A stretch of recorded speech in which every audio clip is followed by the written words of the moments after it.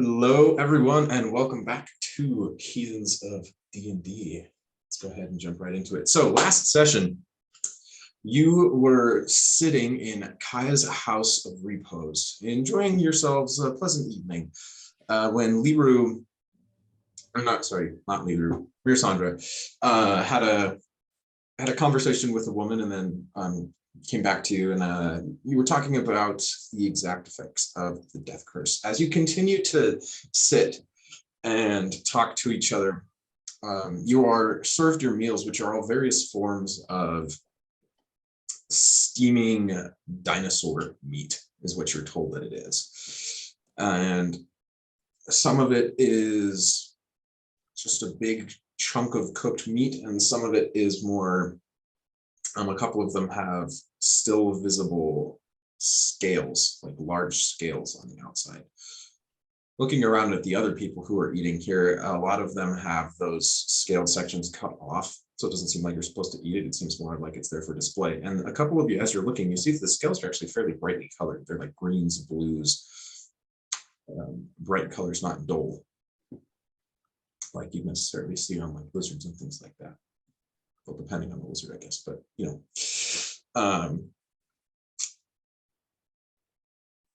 yeah. Crunch.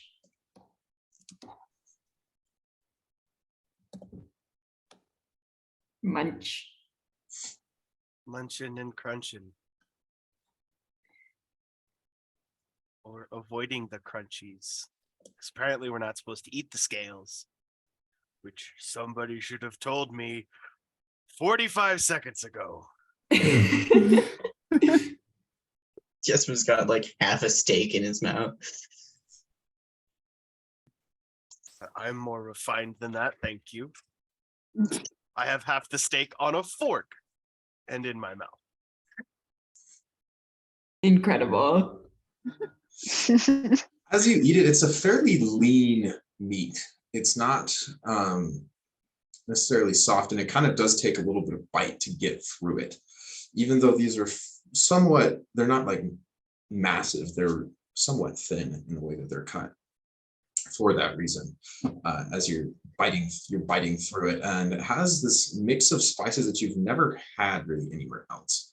You can't really place exactly what it is, but it's pretty good. Yummy. Taste. Yes. Gnomes. You enjoy a good taste. I'm a big fan of them tastes. So as you continue to eat and just sort of sit around staring at each other, you your meal is interrupted when you see a woman wearing a blue robe and a wooden staff. This is the woman who you saw earlier, who you've lost track of. Feather woman with feathers. Yep, she's got feathers in her hair, and as she comes closer, you're able to see that there are markings along her, red markings along her cheeks and down the center of her face, along with those multicolored feathers. And as she gets closer, you can see that her staff is carved that has some sort of winged reptilian creature. It's carved in that shape. It's not a creature that you recognize off the top of your head. So we're not just like, oh, that's a dragon. Like, it's not a dragon. It's not a dragon. You would recognize a dragon. It is not a dragon. It has just a very long, thin body. That's a funky lizard. But I have a question. But does it have feathered wings or? It does. Nice. Okay, I know what this is. I don't think I know what it is in character though. So. But she walks up to you and smiles, and again, as you're looking at her, her eyes are yellow, and she has this quality where you can't really tell if she's old, young, in between. It's just this ageless look to her. And she says, "Hello, you must be the adventurers who dropped in earlier today." That's us. How can we be of assistance? Well, I am here to thank you on behalf of those of us who live here in Nyanzaru. There are too many who are unwilling to stand up to the dangers and to the unnatural threats. I think all of us owe you a debt of gratitude for stepping up and being willing to help. And she smiles at you. May I ask the nature of your visit here?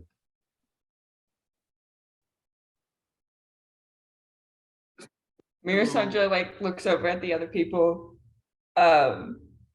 She says, well, as we've been telling everyone,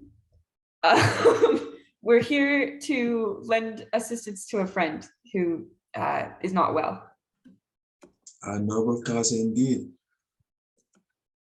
Well, we are honored to have you here. Such noble persons are unfortunately rare these days in a world so war-stricken.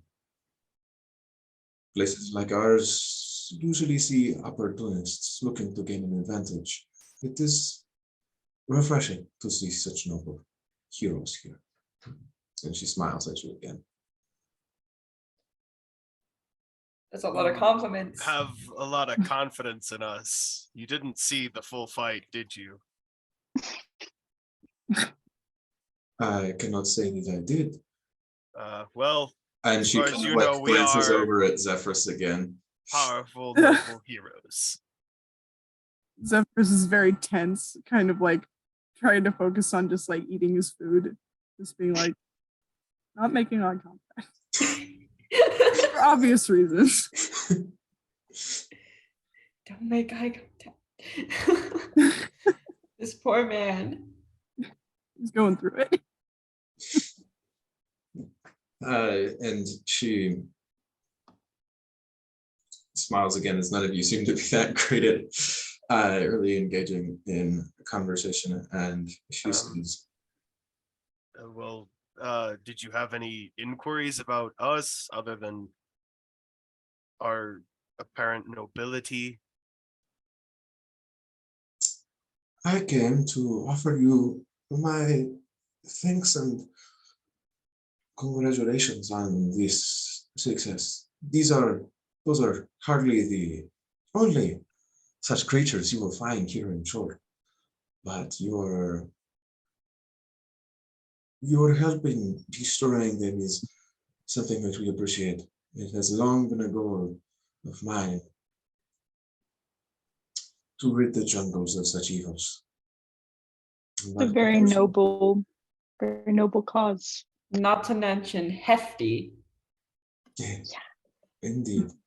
It is not the sort of thing that one person can accomplish on their own. So individuals such as yourself, well, any progress is helpful.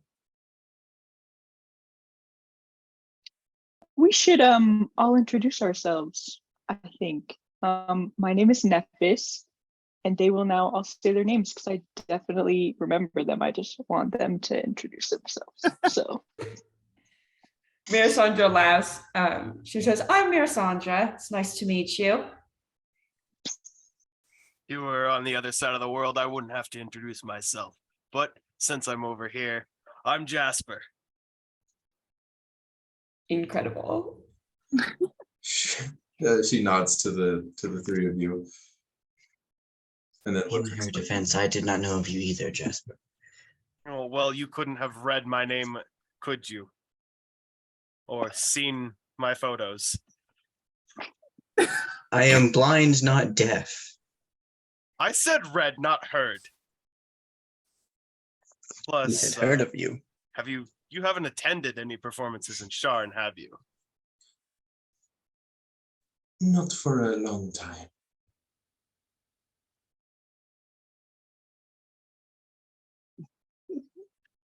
I do wish I'd been able to get to more.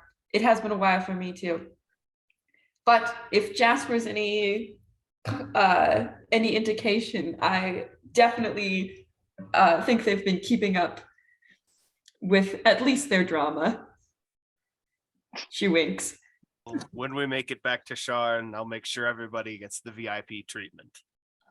Oh, I would adore that. There's Uh, no sarcasm in Mirasandra's voice when she says that. She's just like, yeah, nope, that'd be awesome. Let's go. so she smiles at this and she says, "So you are a performer of sorts." Yes, of sorts. He kind of sits up with a more confidence and show-offiness. Well, you will find a home here, then I suspect. The performing arts in many ways are quite well applauded. Oh, I did hear the language. It's very beautiful. Thank you. It is unfortunately rare language. Not many people speak it, and those who do grow up in this part of the world. Well, when maybe I'm not so busy, I can come back and learn some.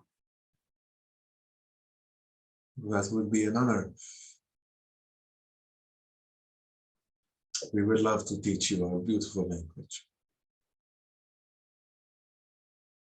How long have you lived here? Sometime. Noted, noted. And what is your name, may I ask? I'm Zephyrus. Sorry, didn't mention that earlier. My name is Iku. Lovely to meet you.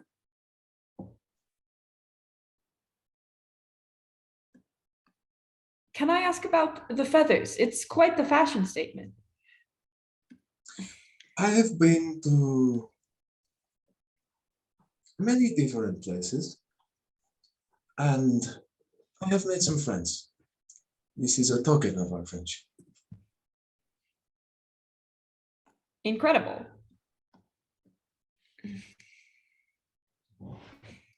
You said you are trying to rid the forest of the undead. Indeed. Do you know where they're coming from? No. Well, that's a complex question. There are places that you can find where they are more present than others. But one source, well, it is not exactly a conversation for a dinner table for strangers, but I have my suspicion. And she says with just kind of like a subtle smile at you. And your name? I am. You can call me Div. Divinite Flame. Div. Well, it is good to meet all of you. I wish you the best here in Jort. Nyan's always hospitality. Oh, sorry, what was that? Never mind. Sorry, I interrupted you and didn't hear that last thing that you said. As she said, Fort Nyan's hospitality is here. Gaia's house is quite a reputable establishment. I trust her to give you a high quality stay. That is. We'll be leaving for the forest tomorrow morning if you'd like to join. I don't know if we could be of any assistance to you or you could be of assistance to us, but if you know these forests or you know more what you're looking for, we might be able to help along our way. You're leaving tomorrow. I think so. Right, guys? Is that what we agreed on? Jasper kind of looks Or at at least everyone else. meeting with someone we hope will guide us through the forest tomorrow morning. Ah. And who might that be?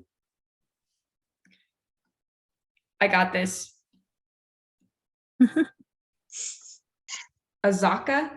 Is that it? Did I remember? You did. Nice. Scrolls Yeah. back up through chat. Mirasandra says, Her name's Azaka. She was just here. Zaka has a noble heart.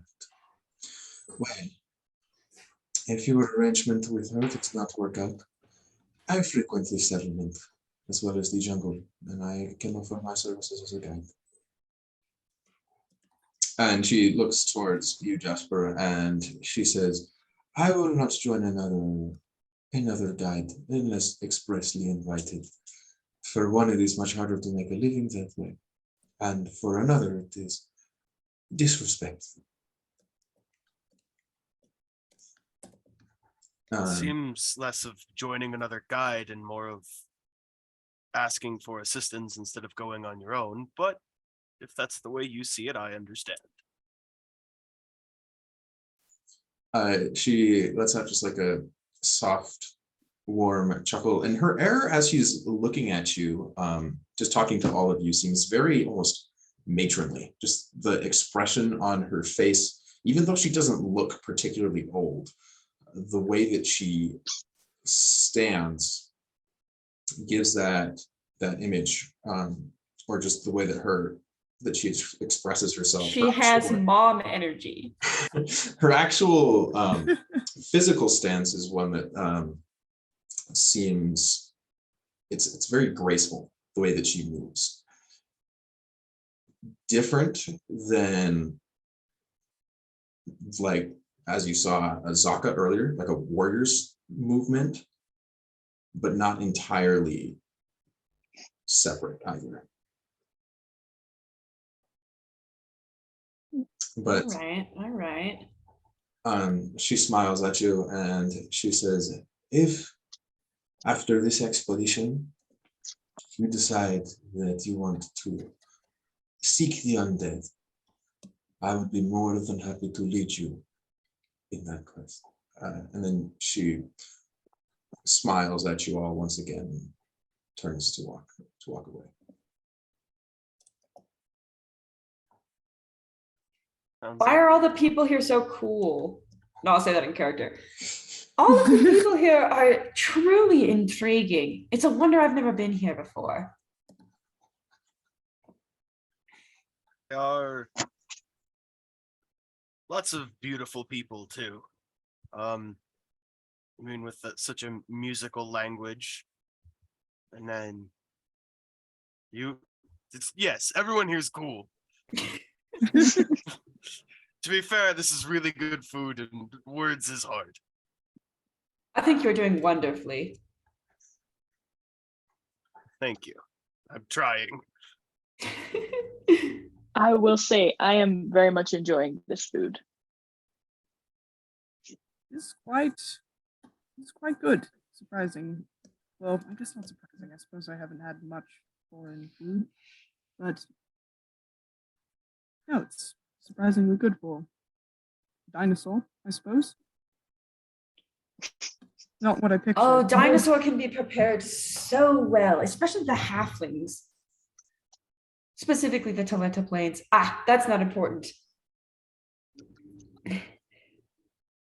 Are you saying the halflings prepare the dinosaur, or there are halfling dinosaurs? Mirasandra laughs. She says, on the Talenta Plains, the halflings there prepare a mean dinosaur. All right, natives. that makes more sense. As long as we're not eating the halflings, I'm okay.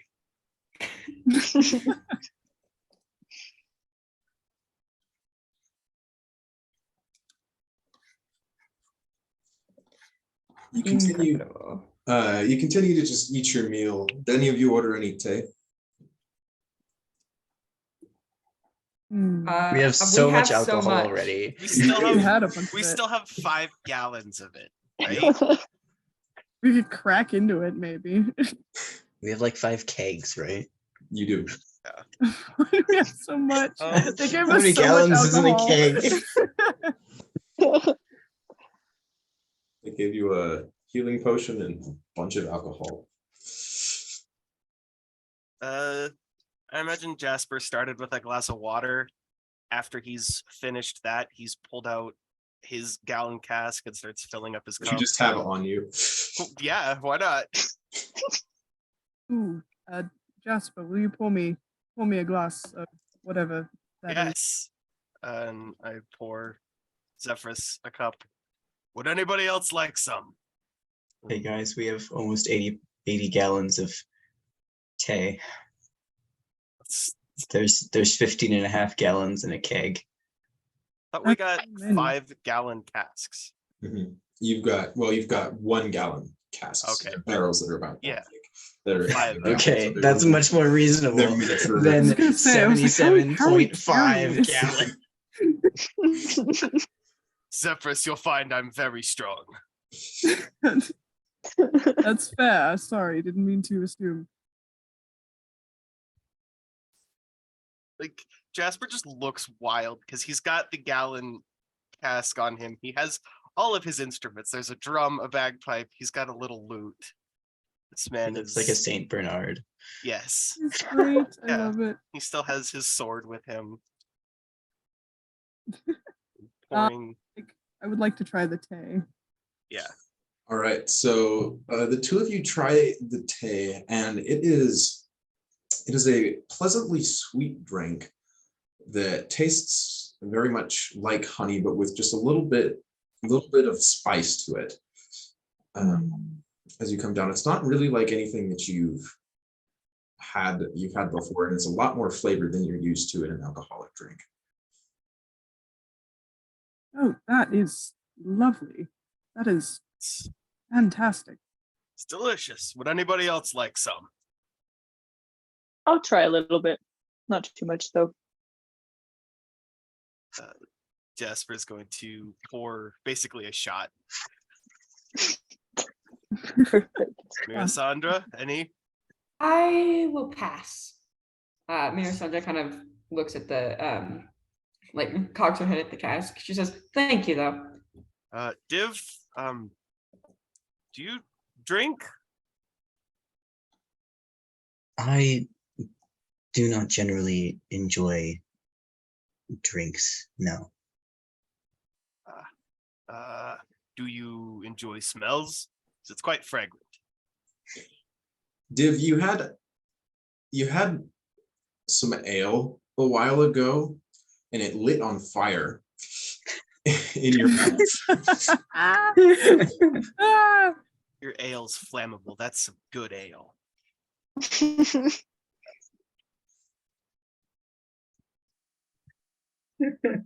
Much like in real life. What? what does that mean? Don't worry about it. So I'm Like- scared. That goes into the breakdown of alcohol contents of different liquids. That's off topic. Come to me after session. you keep chugging it, or a couple of you drink your tea. You're able to call the server, and he gets you cups for that, for all of you who want it. Just kind of throws them out. It seems like people bringing their own drinks to this place is entirely unusual. Looking around a little bit more now, you're able to see that there's actually about an equal mix with native Choltons and people who seem like they're not from here, like you. They either have a lighter skin tone or they're some different race, with people sitting around. A lot of them are wearing garb from various locations across Corvair. Doesn't seem that there's any one centralized area. I mean, like your group yourselves, not one of you is really from the same place necessarily. And as you're all watching, it kind of it strikes you how like unfazed the Choltons seem to be by the strangeness of your group. Like, you're used to attracting stares, especially you, Div, and Mirasandra, you with your ears, you definitely attract glances as well. And you'd expect with Zephyrus and his improvised eye patch that you draw a lot of stares, but surprisingly you don't. Looking around, you can see that there are other people that you notice. There's one table that has a couple shifters and they are all talking with each other, and they have instruments slung across their back.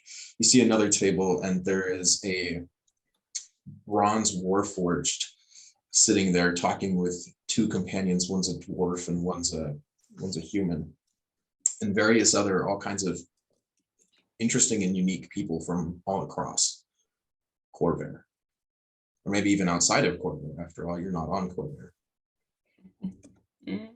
Cool people. That's what I said. I love this place. Very cool.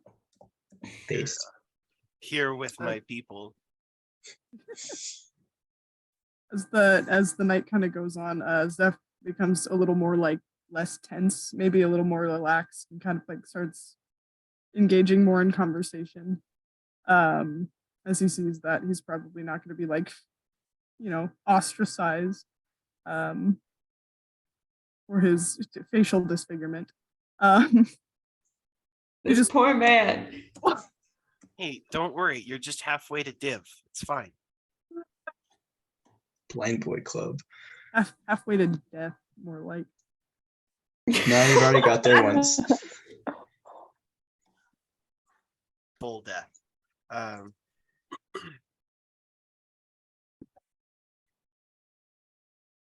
So the night continues on, and even though you notice like the sun was, it goes down fairly late, like later than you expect it to, but that doesn't seem to change the temperature at all, and it doesn't cool down any in this room.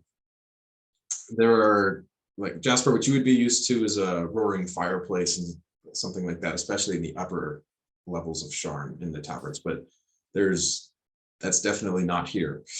And instead of that, there are doors that are left open in an attempt to get the breeze to come through. And as the sun eventually goes down, it seems that the outside life calms to a much quieter. And after when you initially came down for this meal, the tavern empties out fairly quickly, including the woman Iku, who you saw, and Azaka, who'd already left. As more patrons either walk out the door or walk up to one of their rooms wherever they're staying. Is there anything else y'all want to do today?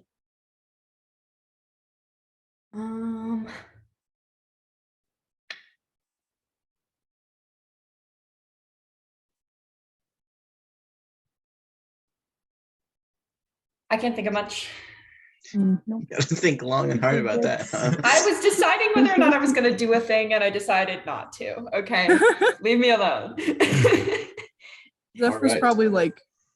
probably goes outside and goes for like a walk and like maybe stretches a bit. But other than that, probably doesn't do much. So then just kind of prepare for the next day. Dark. Jasper is a sleepy boy. Some rest. To tall bed we child. go. All right. So you all, you go to sleep, and you find it really difficult to comfortably sleep, those of you who do sleep. And as you're twisting and turning, trying to deal with this heat, Nephis, you're a little more used to it at this point. So you're able to, you manage to drift off somewhat easily, especially because you're exhausted after such an intense fight earlier in the day. As are the rest of you to varying degrees, and so with that, exhaustion eventually overtakes the discomfort, and you drift off to a sweaty but fitful sleep. When you wake up in the morning, you hear the calls of people from the markets that are right in front of you, as well as the loud calls, some of which are familiar, but some of which sound like almost like growls and various other things sounds that you're not familiar with, coming from across the city. Oh, it's the thing. They talked about the thing. I would like to go check that out, but we have a meeting, don't we? I believe so. Yeah. The thing. Someone talked about Bird thing? racing. Oh, Technically, I don't know that, but was it Racing. the dinosaur race? dinosaur racing. Yeah. Yeah. But we have a meeting. Do we have a meeting? I think we have a meeting. We definitely we have do. one. You do. So we have a meeting. Let's go to our meeting. Awesome. Yeah. Jasper, Mirasandra's already awake when you wake up.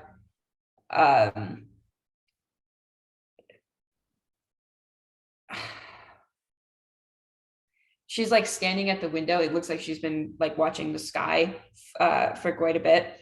And she says, "Oh, hello. Welcome back to the land of the living, I suppose.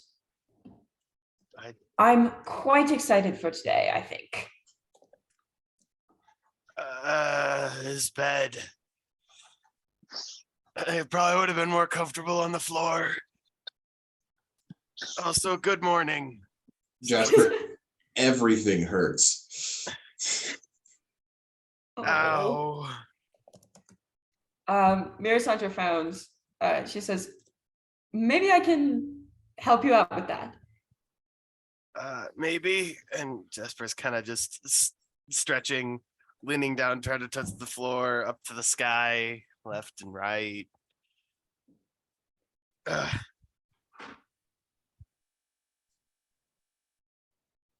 Hold on.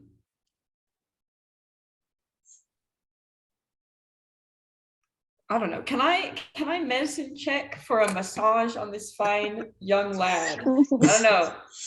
Can I help him out? If you want, I guess you Awesome. can. I got the a absolute 15. non-healer. A 15? Yeah. So you're able to you kind of just like command Jasper to go like face down on the bed, and you've seen a couple of things before. And you think you've got a pretty good idea of how this is supposed to go. So you just you start poking around until you find spots that seem pretty tight. And this one, at one point you like press down on his back and you hear just like these like snaps go all the way up. But Jasper, afterwards, you feel pretty good. It's a lot looser, a lot better. It was helpful. You're still sore from the fight, but it was helpful. Thank you. You're welcome. I haven't gotten certified, but I do assure you I have measures to be taken if anyone is permanently damaged from anything that I do at any time. And then she turns and leaves. She goes downstairs. Sandra's just like, I've never gone to medical school, but I saw Div do it a couple of times. Okay, bye. So Pretty much. funny. Jasper gathers all of his things out of the room and double checks everything, make sure he's picked all of his stuff up, and then he leaves to the meeting area, or to at least follow Mirasandra. so all of you meet up in the tavern area down below, and the main area with all the tables and such. All of you are there doing your Dastardly deeds. Yep. And as you come down, you see that Kaya is at the bar, and she smiles at you and offers you breakfast. There's so much food in this campaign. Incredible. I feel like that's about to change very quickly. Yeah, we're entering a forest. The no food zone. You know what that means? Saving some for later. Oh yeah, leftovers. Desperate Oh gladly. no, are we gonna accepts- have a repeat of the cheese water skin? Oh no, don't bring up the cheese water skin, okay? Oh god. So Ilya lived in the apocalypse for 15 years. He's allowed to have issues. Oh Okay. no. so you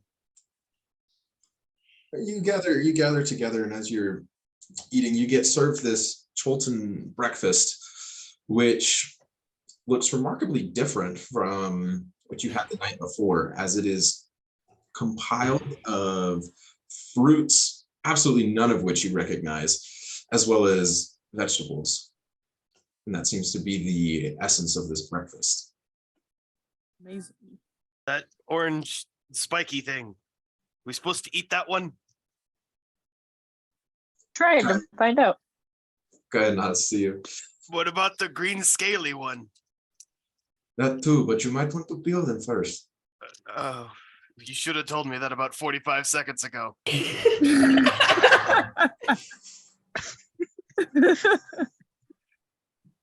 She just chuckles to herself and shakes her head. And she says, if you ever have questions about how to eat, you can ask them. You are far from the only foreigner to break it. I don't have any issues eating. It's the knowing which to eat or the how to eat. Well, I've seen foreigners break their teeth on those before, so you might want to be careful. What? Uh-oh. We were supposed to chew it? She looks at you. Well, I'm sure you'll be fine. Probably. Zephyrus is like looking for the thing that closely resembles a pomegranate. And go for that one. He's Just very like listening to tired. this conversation, like Uldred Zephyrus, is be testing careful. me. You're not supposed to eat the outside of that one.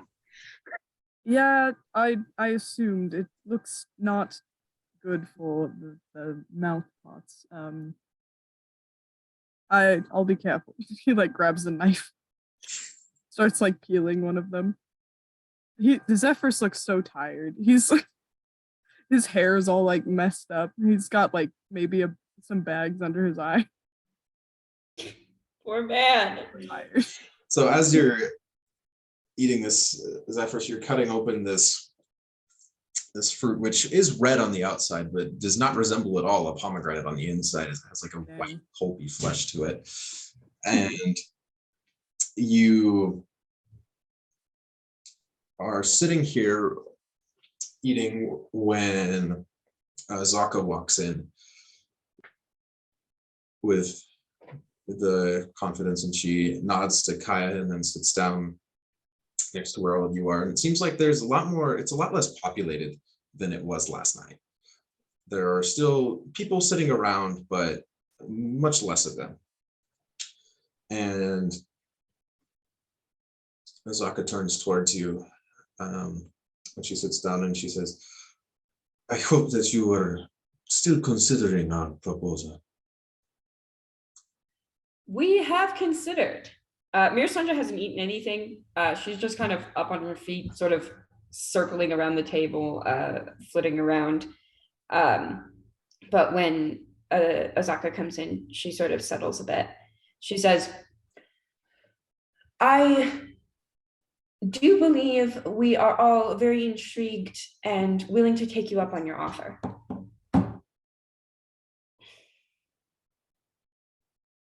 Well, that is good news then. And is your plan to pay the normal way, or are we taking the other trip first?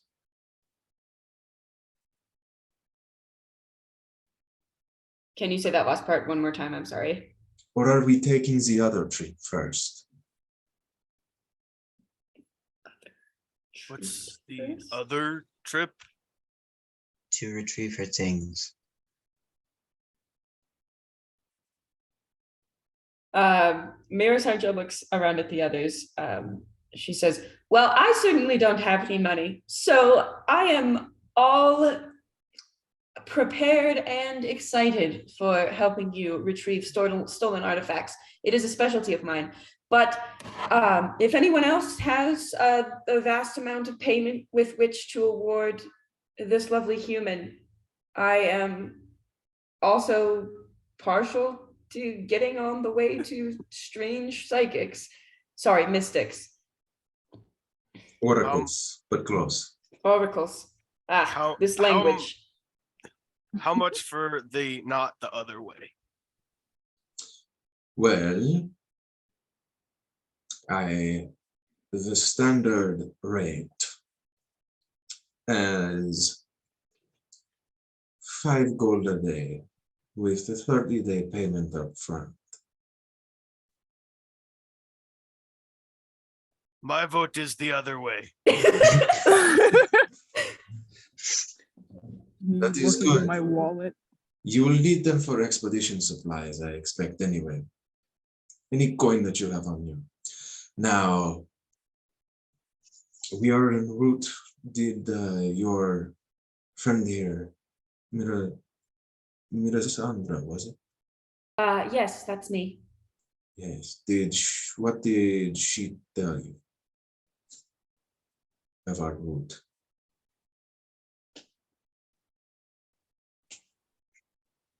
I don't think I said much of anything in I don't terms of route.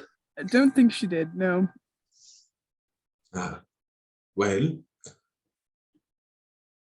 and she kind of like sits there for a second, just like, okay. Well,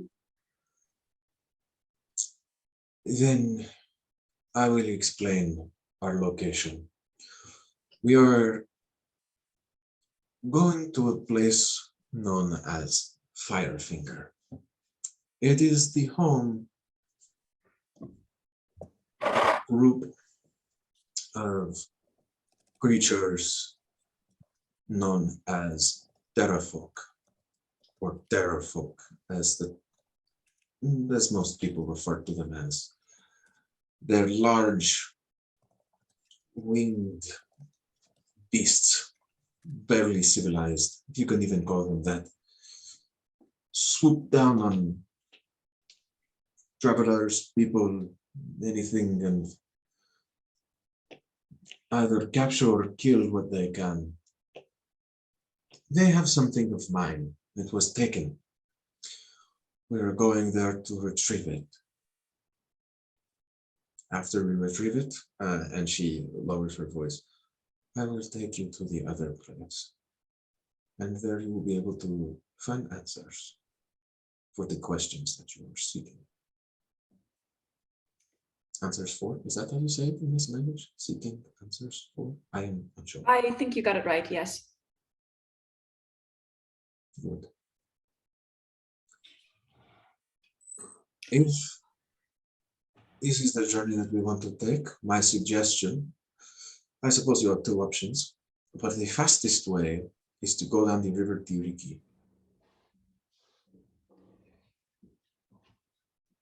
River travel?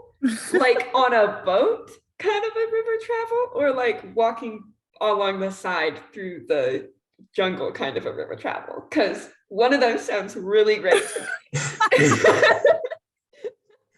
me. You can ask her if you want. I will. Mirasandra kind of cocks her head. She says, oh, that sounds convenient. What sort of vehicle? If there is one. Well, if there is one, you would be the ones providing it. And I would suggest taking canoes. What other supplies do you have? Have you purchased anything? I got clothes, a couple rain catchers. We should probably get snacks before we leave. Mirasandra just sort of smiles. She says, we are woefully unprepared. if you have any sort of suggestions on the provisions that we should stock up on, we would be most grateful for your aid. She nods and she says, while hunting for food in the jungle is something that is possible and that I can do if necessary, it is something that is best avoided, as you never know. The jungle is full of life, but that life tends to eat itself, or you. It's not particularly friendly, I get what you're saying. A jungle teeming with life and teeming with death. And undeath too. Ooh, The, circle of life. now, And death is not in the circle of life. It's adjacent to it.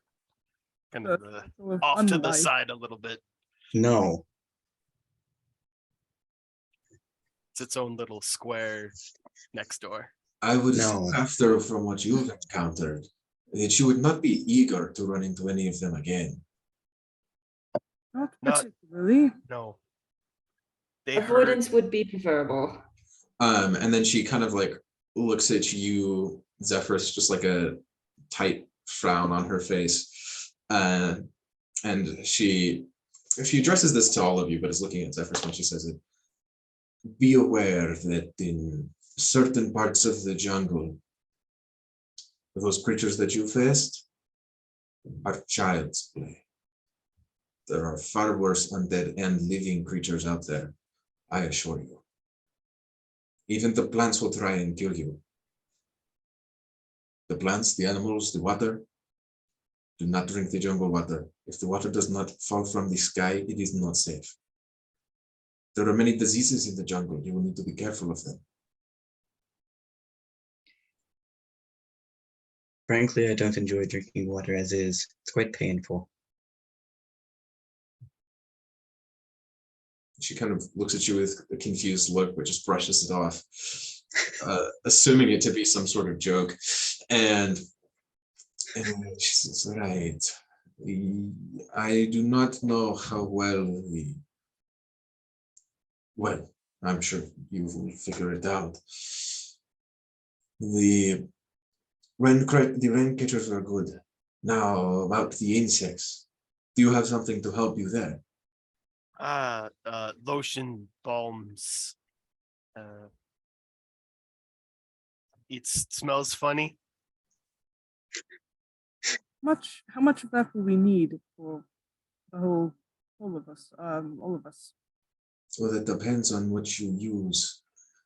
The incense can cover an area, but it is difficult to keep lit in the rain, especially if we will be traveling downriver or upriver. It is difficult to tell. The rivers here are sluggish and slow. They work the same speed either direction, which is good for us because we can paddle either way. The elevation doesn't go up unless you go west or south.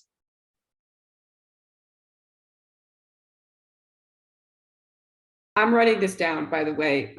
Mirasandra is like every time, like the directions, she's just drawing this very crude kind of sketch notes of this, what this woman knows about the interior of Jolt. I suspect you will be able to find merchants who cater to more adventuring sorts in the Grand Souk. I think you should be able to purchase canoes there. There are always various canoes that are on sale. If you're looking for, well, it seems that you already have some of the repellent, but well, the journey to Firefinger will take us roughly 5 days or so, depending on what pace you set, or you want to set by canoe. It will take us, well, that depends on what you want to do. If you want to go back to Nine Zaru before we embark to the other place, then you will only need to prepare for a 10-day expedition. or perhaps longer. It is much better to be safe. If, however, time is of the essence, which is it? Yes. Yes. Yes. Yes. She nods as you all seem quite confident about that. Very well then. You will want to prepare for a much longer expedition to get to Orlanga. Firefinger is downriver. However, the other place is much farther, and you cannot always journey on canoe. Understood. I would suggest that you carry as much as you can, as far as supplies go. You never know what happens in the jungle. An average with a canoe that will fit down these rivers will fit 6 of us. I think we will need 2, and we can use each half for supplies. Understood Next to again. people is dangerous, especially if the rains start coming down hard and you're not able to get to shore. The rivers mix with the shore for quite some time in the meander. It takes experience to recognize the true path. Come back to its tributaries.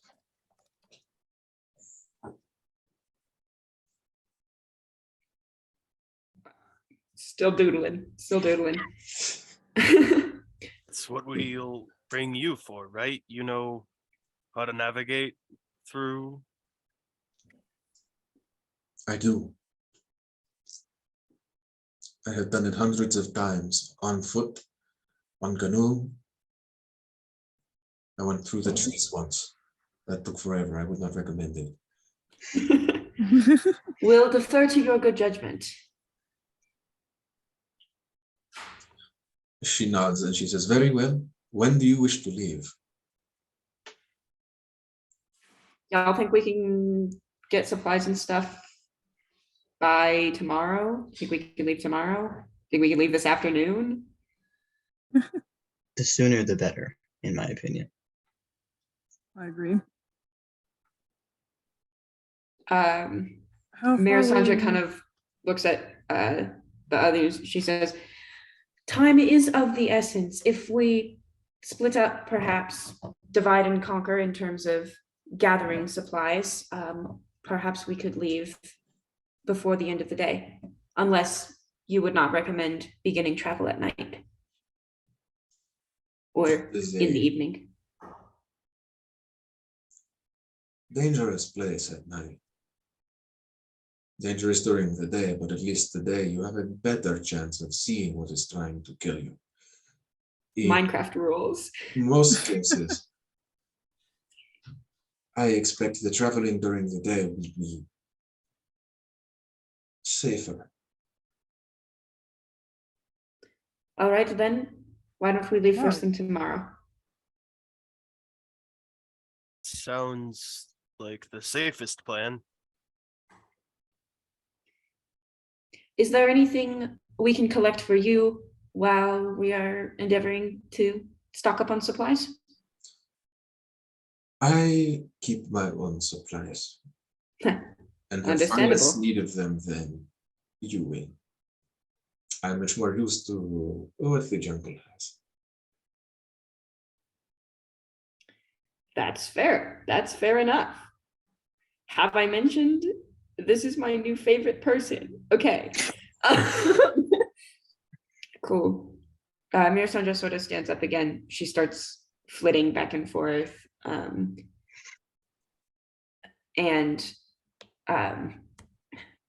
kind of listing stuff out. She says, all right, canoes. I have never used one of those before, but they sound like boats, and so they sound like they will be heavy. Jasper, do you want to be Yes. on the canoes? Yes. Try not to get scammed. Yes. Why am I using Zephyrus's accent? I don't need that. You Get took rid of it. it. I know, I took it. Try not to get scammed, yes. I assume we will need more bug spray. Not bug spray, bug repellent balm fantasy bug spray. We'll need more fantasy bug spray. Uh, Fantasy off. Anti-bug lotion. Anti-bug lotion. Div, you want to be on anti-bug lotion duty? Oh, wait. Mirasandra sort of stops in her tracks. She says, actually, Jasper, can I see that? I hand over one of the balms. Can I make an Arcana check to see if I can figure out what's in here, Scott? I have replicatable abilities now. It's Yeah. not magical. So I'm actually going to need you to go ahead and roll me a medicine check. No, a nature check. Nature. Oh, that's good. I'm good at that. Is this version of me good at that, though? Is Let's- Mirasandra good at nature? Are any of us? That's a 16. So you pick through it, and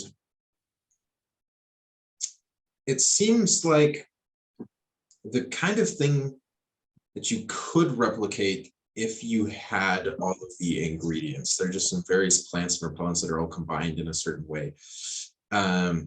However, you don't recognize the majority of them. All right. Maybe I'll be on anti-bug spray duty then. See what I can puzzle out about this. Bug spray, canoes, food. We got the rain catchers. Who wants to do food? Anyone want to volunteer for food duty? I could go. I'll go for it. Nephis, if you want to come, you can. We'll see if I'm in the mood for walking around. Incredible. Right?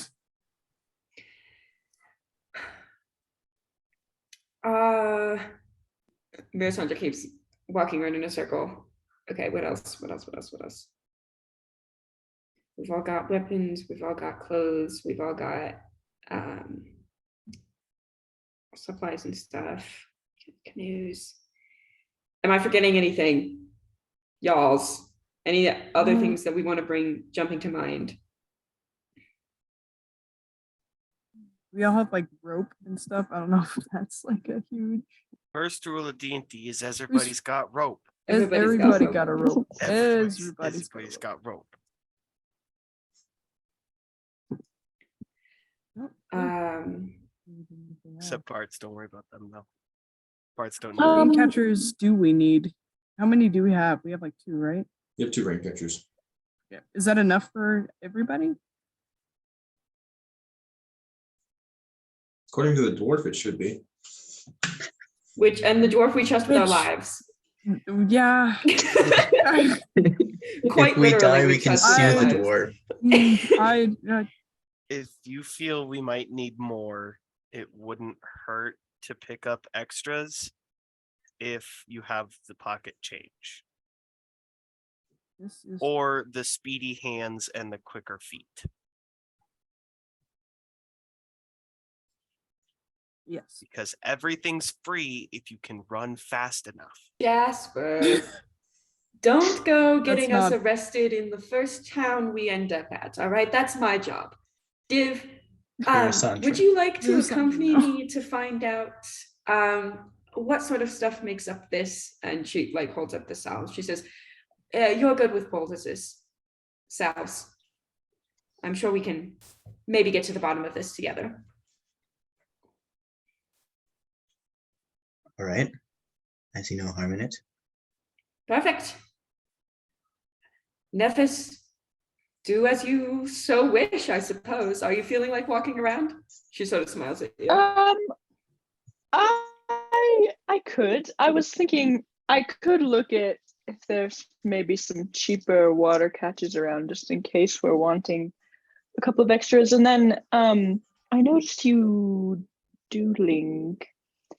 Are we all going to have copies of the map just in case someone gets lost, or are you just going to have one? I don't have the actual map. I have she looks kind of off to the side a little bit. She says, I do have a tendency of misplacing objects. I'm not quite sure why that is, but I believe Zephyrus has it. I do. I forgot I had that.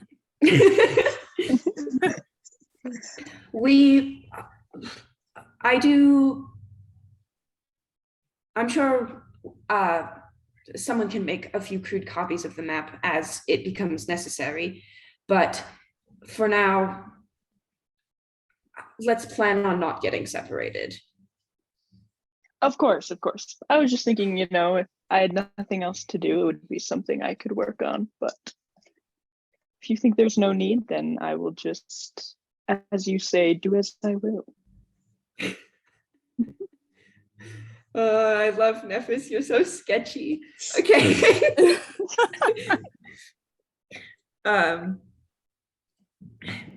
Mirasandra nods.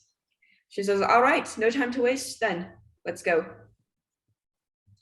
All right, so you all head off towards your various places. You are aware, those of you who are looking for food and rain catchers and bug spray, that is going to be in the bazaar that is right outside here. And so you're going to head out there. Those of you who are going to, which I believe is that just Jasper? Boat. Okay, so Jasper, you're going to go look for canoes, and that is in what a place referred to as the Grand Souk, from what you've heard. Yes.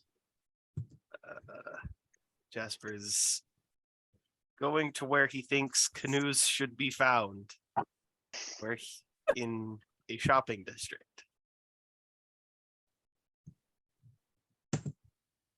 There were lots of those in Chult, but specifically not in Zaru.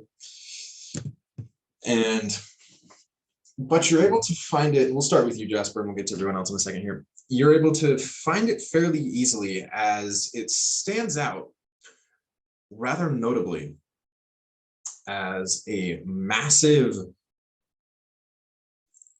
structure of tents that take up several blocks worth of space off to the side of the city. And there are some other areas that are rising up next to it that have these buildings that are on hills going above this tent. But if you want to go in there, you can do that. Yes, I would like to go canoe shopping. So you enter into these tents and you are instantly hit with noise as people from all over seem to be, there's just crowds talking everywhere. Languages are blowing past you, far more than just the language of the natives and the other and common, which you're used to hearing. You do hear quite a bit of both though.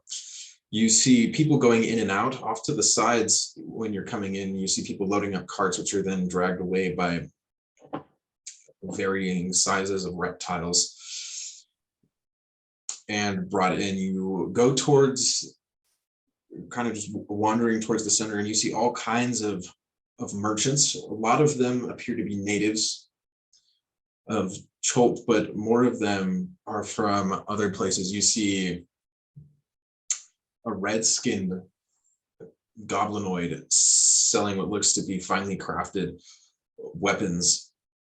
You see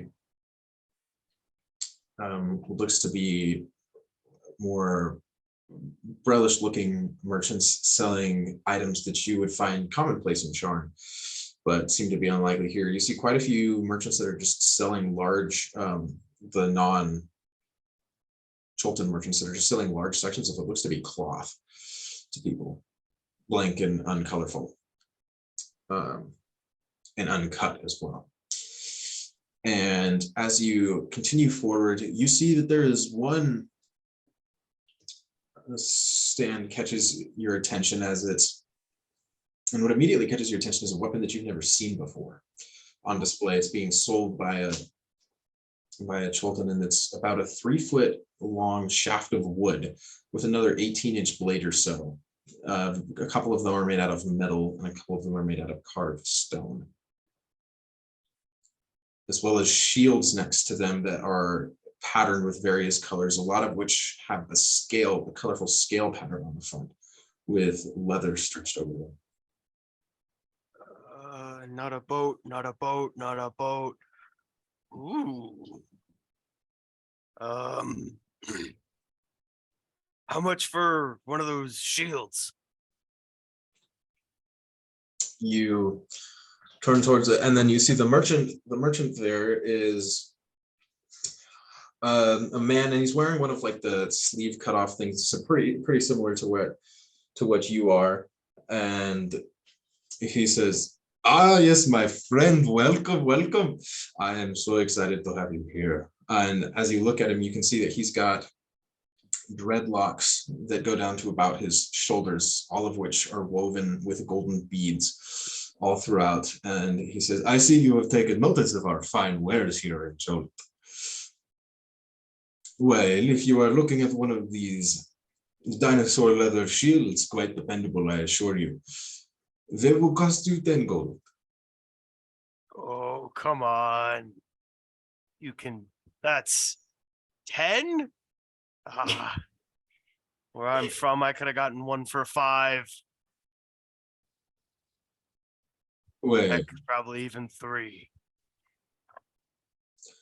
you've never actually bought a shield before, Jasper, so you're not sure if that's true or not.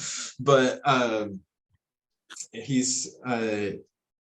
he smiles at you and he says, "Maybe you could get a shield, but you would get a shield that would break, that arrows would fly through. You would not get a shield made from dinosaur leather. You would not find that anywhere in the world but here." And as he smiles at you, you see that one of his canines is made out of gold. Well, you seem to know what you're talking about, but couldn't cut a man a deal. Bring that down, couple, maybe 3-4 gold. I'm afraid I cannot. Our prices are set. It's a shame. You're a little out of my current price range, but What is it that you are looking for, my good friend? I'm currently looking for a canoe. He kind of looks at you with a quizzical expression and he says, "You want to buy a canoe, but a shield is out of your price range." A canoe is in my price range. Putting a shield on top of that might not be. You're so sure about that. Well, I do have what you are looking for. You have a canoe? Preferably 2? I have several. And as you look, you see that his stall actually goes fairly far back. And he says, "I cater to those who want to explore the jungles and need some equipment if they need if you want." And he gestures, or a genuine shield, or various other things. But one of those things that adventurers are often finding themselves in need of, and I assume you are an adventurer, a well-built individual like yourself. You would assume correctly, my fine friend. Ah, yes, very good, very good. Well, I do have what you were looking for. Watertight canoes. You said canoe? Do you need one? Do you need more? I need 2. Ah, And and how expensive are these canoes? well, in order to get a watertight canoe that fits, the standard size is about 6 travelers comfortably, along with some of their packs. And he kind of hesitates as he looks at you and he says, "They are 50 gold per canoe."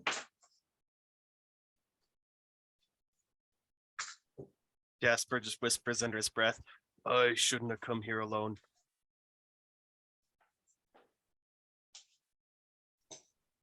"So what can we do, my friend? 2 canoes for you?" And he brings you to the back and you can see that there are some,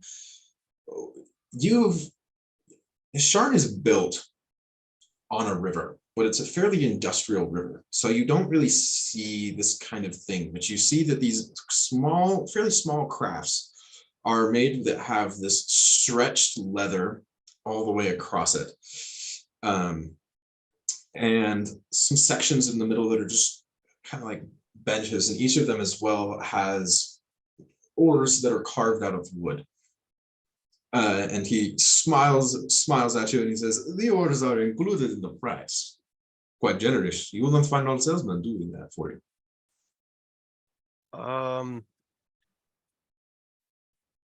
No. Is there anywhere in town I could possibly rent a couple canoes for preferably a lower price tag? Well, no. You see, well, oftentimes people go into the jungle, and sometimes, occasionally, on very rare times, they do not come back out, and it's a bad investment if your merchandise that you are what did you say, renting is not the strange word. Paying you to borrow, and then I bring it back, and you keep the money. Yes, well, that only works in situations where the guarantee is that you will come back. No offense to you, of course, not that you wouldn't, but we have to be cautious here in Charlotte. Understandable. Well, do you offer loan payments? No. Well, thank you for your time. And Jasper's gonna look for cheaper canoes. Okay. Div and Mirasandra, Hello. if I got that right. You two are back into the Red Bazaar, and you see people are excitedly chopping up huge, like most of the area is taken up by people butchering meat to some variety or another. But there are also several other people offering various household goods. You see the one dwarf shouting at anybody who passes him by that you had some business with earlier. Well, Div, you recognize him. Mirasandra, you do not. You just see the most unique dwarf you've ever seen. Incredible. Mirasandra loves the market. The kind of like flightiness, scatteredness that the way she was acting earlier kind of fades as she surrounds herself with all these people and all this noise.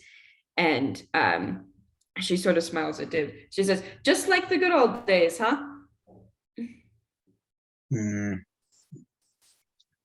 Somewhat. This place is much louder. This is true. More people, healthier people. She kind of looks around. She says, all right, so which of these do you think would be willing to bargain me trade secrets? Who am I going to be? Should I lie? Should I shapeshift? We got to get this done. I don't have time to play around. I do not think you need to shapeshift. Scott, the dwarf is the guy who sold us the thing in the first place, yeah? Yep. If I recall correctly. Yep. My brain is firing on 1 of 8 cylinders. I love that you know the total. Listen. It has never once fired on all 8 cylinders. So yeah, that dwarf is the one that you bought the stuff from earlier. Okay, cool. Yeah, Div will just kind of like gesture vaguely towards him, because it seems like the same person as before, but Div is blind, so he can't be sure. He's trying his best about it. Div, Okay. you recognize more. The dwarf himself is shorter than the other people, but you recognize more the large collection of clothing that is behind him than the actual dwarf. himself. That'll do it. Yeah. And he still has It the was same, like context clues. he still has the same like neatly displayed on the table in front of him. Rain catchers along with the insects, owls, and things like that. And you do see a couple of people stop by and they just buy something. It seems like it's a fairly regular place for most people to go. Okay. Yeah. I will. Div will just like kind of move towards that booth and be like, "This is the lovely little place where we acquired the incense. I'm sure you could at least see if he will be willing to bargain." You walk up, Mirasandra, to this dwarf with perfectly white skin, like chalk white skin, as well as a couple of blue markings, wearing this clothing. It seems to be made out of weaved together palm leaves. And he brightens up as he looks and he sees Div and he says, "Oh, yes, you're my friend from yesterday, aren't you? Yes, I'm back. Hello. What may I get for you today, my fine metallic friend?" Mirasandra kind of she takes a step back. She wants to see how this plays out.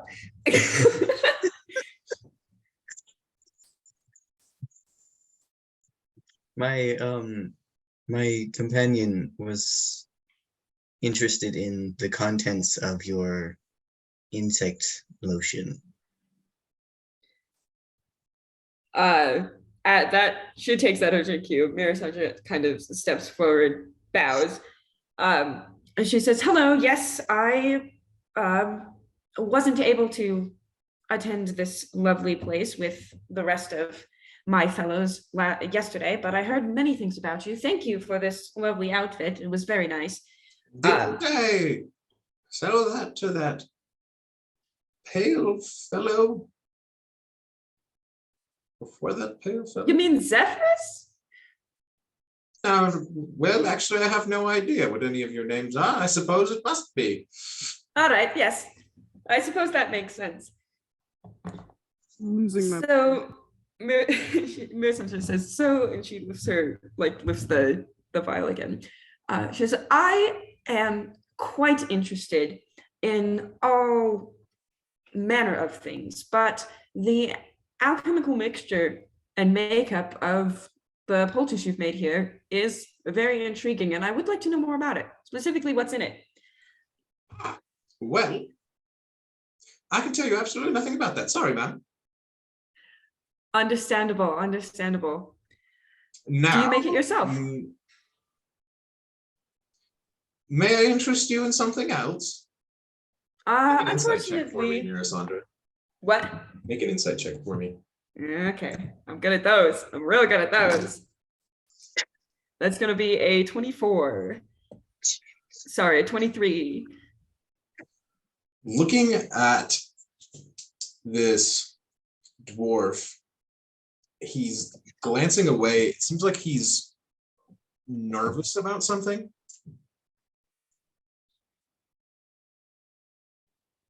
Nervous man. All right.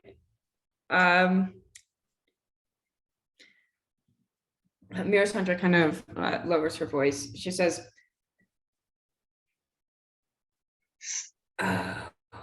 "What's that guy's name? I didn't write it down. The actually, was it me who even heard that? It was. No. Was it? Was it you or was it the Marsius? merchant guy. No, I think Mirasandra heard it when she was talking to Azaka yesterday. Oh, that was the explorer guy. Okay, I'm sorry. I'm on the same page. Mirasandra kind of leans in. She says quietly, "I do not want to cause you any sort of danger. Do you understand? I'm only curious." He kind of glances nervously and he says, "Well, curiosity is fine, but no, I will not give you anything about the make. If you'd like to purchase some, it is for sale here, and I'm quite happy to give it to you. But that is all. I rather like my business, thank you very much.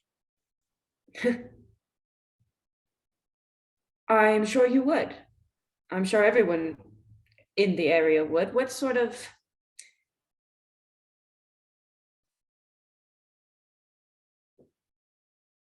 How am I going to say this? Sorry. I'm sure, well, perhaps not, but my friends and I, upon our arrival here, we did attempt to at least help this place, and I would be perfectly willing to help you as well. You sound, if I don't overexert myself here, my friend, you sound quite uncomfortable. Is there a situation that I can perhaps be of assistance within? He shifts again and he says, look, the control of the sale of this, and he points to his repellent, is not controlled by me. While I may make it, I do not decide the sales, the price, or anything like that, and I quite like my stand, thank you very much. So if you want to help me make more comfortable, I suggest you stop asking about trade secrets, or if you do, start asking the one who controls them, and not me. Who might be the one who controls them? The merchant prince. As opposed to the exploring prince.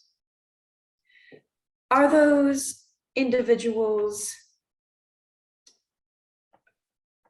in the area? She kind of raises her eyebrows. In the area as in here? Yes, as in, could I perhaps make their day a little more exciting by annoying them? I'm sure you could. I don't know that I'd suggest it.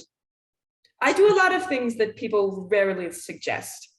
Well, especially Mirasandra, I really do not want to break you out of jail in a foreign country. I will endeavor not to get myself arrested, Div, but we cannot afford more of this, or at least I cannot, and I'm starting to get the feeling that we perhaps cannot afford much of anything in this place, and I would very much like not to be eaten alive by bugs while we are trying to Well, not if you need to let... make money quickly, you can bet at the dinosaur races. Should be one this afternoon. That would require money to be able to wager bets. In Not theory, but not actually. necessarily. You can take loans out, all you need. As long as you can pay them back, you'll be fine. If you make your money back, you'll be fine. Yes. No. I do not have a particularly good relationship with chance, let's just say. Luck and I don't see eye to eye very often. Mirasandra's face kind of darkens when she says that, and then she sort of perks up. I'd much rather annoy people. Can you give me a direction or a name? He looks at you and he says, if you promise not to tell her I sent you. My good sir, I don't even know your name. How would I endeavor to sell you out now? There are only so many dwarf merchants at the Red Bazaar. Mirasandra kind of snorts. She says, well, then I shall give you my word and any other assurance that you so need that I will not indicate my knowledge of this individual's presence came from you. Right, and he kind of narrows his eyes. Well, the merchant prince who you're looking for, her name is Coathaway. Coathaway. Coathaway. That's an incredible name. If you want to seek her out, you could do it at Golden Throne. That's where the merchant princes are sometimes. If you're a supposed hero as you claim to be, Wait, say, are you those people who came in on that giant floating ship the other day? The other day being yesterday? Yes, that would be us. Well, I have heard a couple rumors floating around. Maybe you actually get an audience. If you're lucky. I wouldn't bet on throwing her out of the races. No, I'd bet on a dying Triceratops against young Tyrannosaurus before I ever bet on her giving that away. But, well, that's up to you, I suppose. We'll find out. I do prefer not to bet. Oh, you're making a big bet right now. And he kind of chuckles and he says, now, if you don't have anything else to buy, shoo, I have legitimate customers. Understandable. Thank you for letting me annoy you, good sir. And then, yeah, I'll leave. He kind of shakes his head and turns to help some other woman smiling with as he moves on. Okay. Zephyrus. Hello, it's me.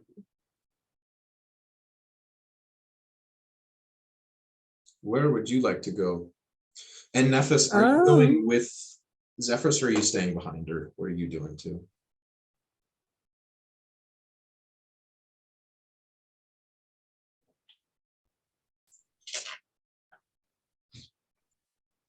Nephis, are you sticking at the tavern or are you going with Zephyrus? Oh, so sorry.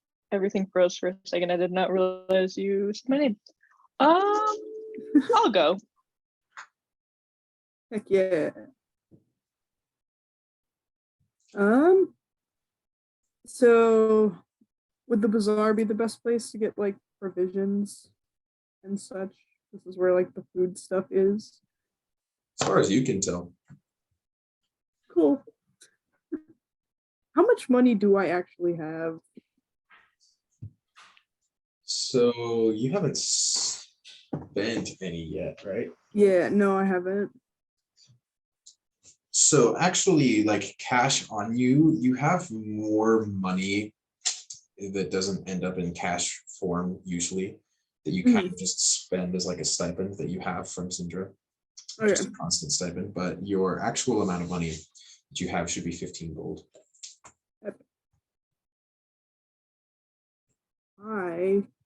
That's more dollars than I. I am loaded. As they say. We have got a little more than 1/5 of a canoe. Cool. I'm hoping that food doesn't cost as much as that. It probably won't. Zeph is probably gonna look around for like the best place that looks like they have, I don't know, provisions, stuff that wouldn't spoil. Fantasy canned beans. Fantasy canned beans. So looking around, you're able to actually go ahead and make me a perception check. Okay. Ooh, Both of you, Nephis and Zephyrus, because you're both. Yeah, that's I can also. Just pull out my brand new dice that are super nice to me. Hey. I got 16. 16, okay. And then I got an 18. An 18. Oh, that's not bad. Okay, so both of you were able to, at roughly the same time, you see one merchant who's older female Tolton woman with her head wrapped in a scarf, wearing bright orange, basically, dress. And she has several sacks tied up.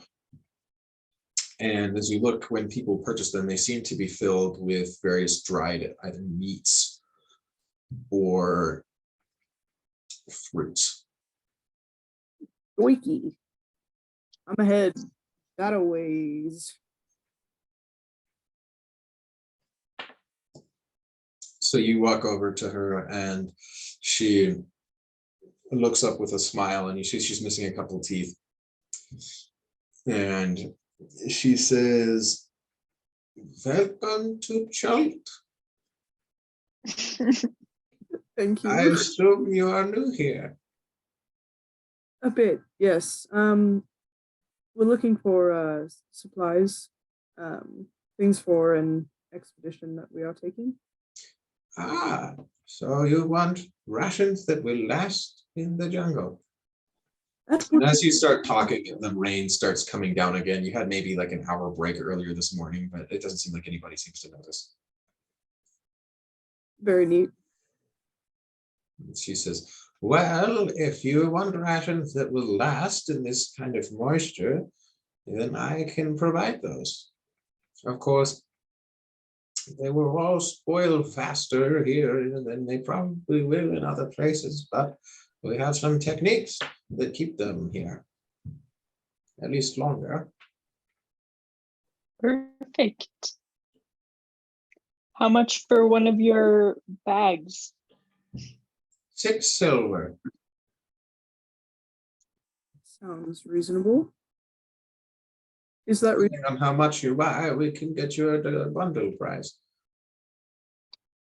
was Bundle for like price. 5 days, right? A single pouch will last for a day. Okay.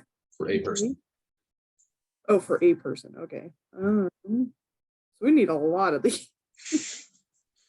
And hold on, I have to do like math. God, I feel like I'm at work. What is your bulk? What entails your bulk discount? How many do we have to buy to qualify?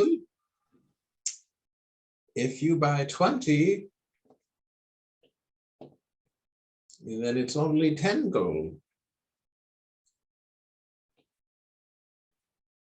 If you buy 40, 19. Okay. Interesting. How many will we need? We need 5 for 5 days for each person. Does Div eat food? He does not eat food. You've never pretty seen sure. them eat food. I might be wrong about that. Yeah. Excuse I'm you, going he to politely be- refuses. I'm going to assume that maybe Div doesn't need food. You've been around Div for like 3 days now. You haven't seen him eat at all. Okay. Zeph's gonna go out on a limb and be like, okay, for Div. So that's 5 times 5, right? We need 20. You can do this. Is that 25?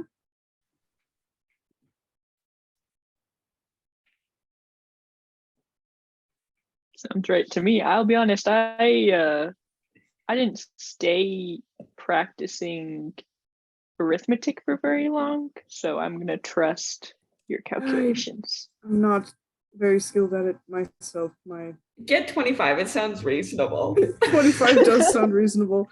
All right. Well, we'll take 25. Are you able to apply a bulk discount to that? Hmm.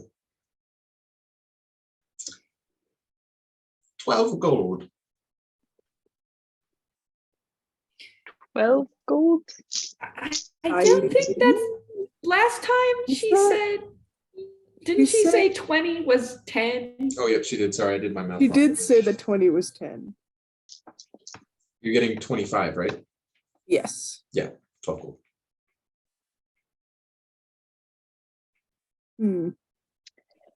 That's one for free. That seems fair enough. I do have 12 gold. That would leave me with 3 gold. Go bet on some fucking. Sorry. Go bet on some horses after this. I'll do that. Okay, cool. I'm gonna pay her the so that we get the food. I'm gonna freak out about this as much. All right. Zephyrus doesn't understand money. You can't convince me Nah. otherwise. Well, I mean, he used to. Not anymore. You hand the money over, Zephyrus, and you get yourself 25 of these sacks, each of which is wax coated to keep the moisture out. Sweet. Fantastic. Thank you very much. This will be perfect. And she tells you, she says, as long as you keep them closed, they should last a month or so. If you open them, you should eat them by the end of the day. Perfect. Perfect. Read the expiration date on your fantasy chicken stock, Lunchable. everyone. Yeah. Fantasy lunchable. Lunchable. All right.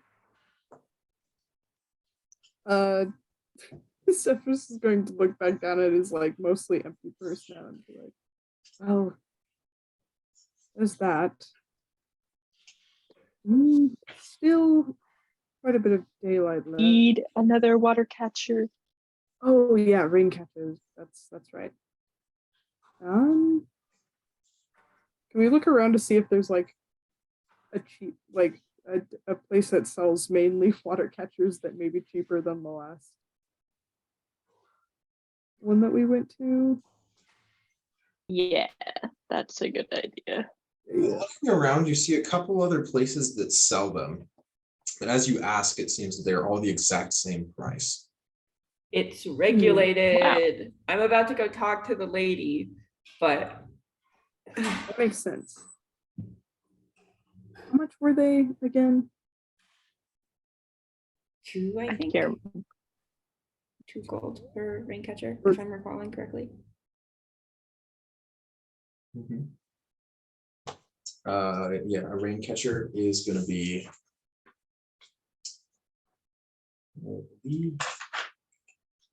My money's on $2. $2. I'm not allowed to bet on the horse races, but I can bet 2 gold on my memory of the third session. It costs 1 gold. Oh, One gold? we bought 2. That's where that came from. Yep. I have 3 gold left. I also technically have gold. I bought, Okay. I think, did I buy the water catchers last time? I think I did. You did. So I will buy 2 more. Thank you. Very good. So as you're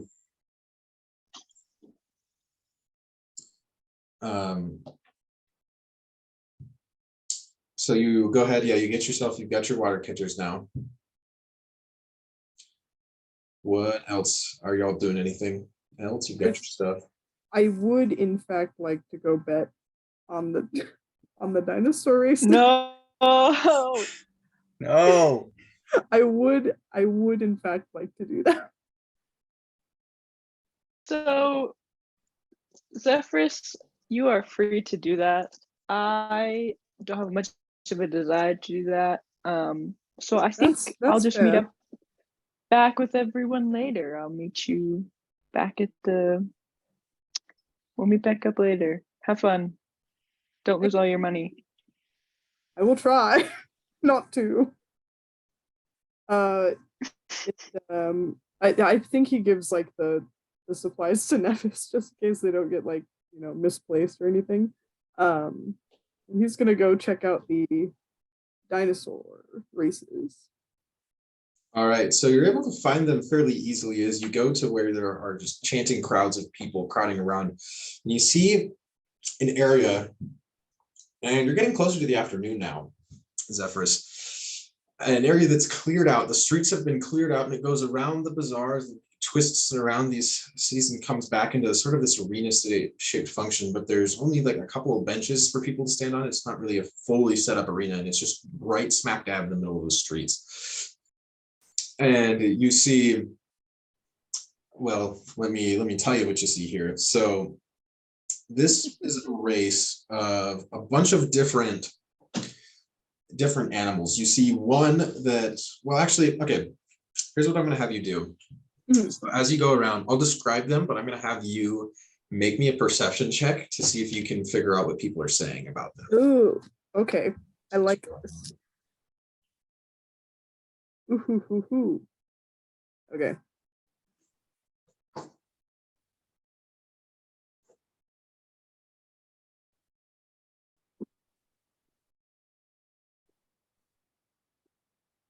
Do I make a perception check now? Sorry. Yep.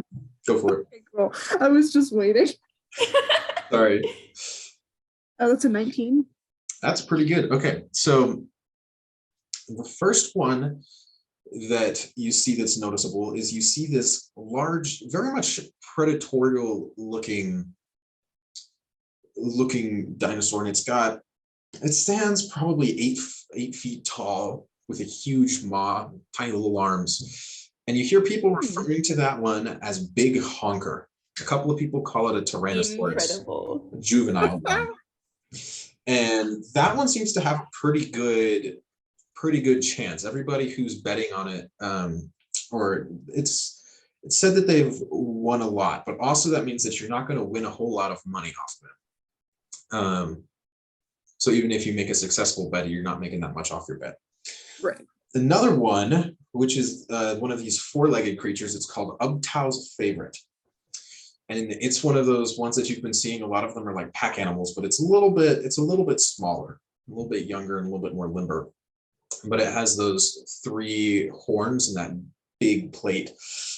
And that one seems to it has a pretty good chance. It's still like most people are fairly confident in that one's ability to do well. It's been on a streak lately. Okay. And then you've got another one called Banana Candy. Hey. And people refer to this one as a Hadrosaurus. Ooh. And it seems like it's got a pretty good chance. People talk about the trainer as often as they talk about the actual beast itself, and the trainer seems to have a good reputation here. Then you've got another one that's called Bone Cruncher, and it looks somewhat similar to Big Honker, but it seems in less control.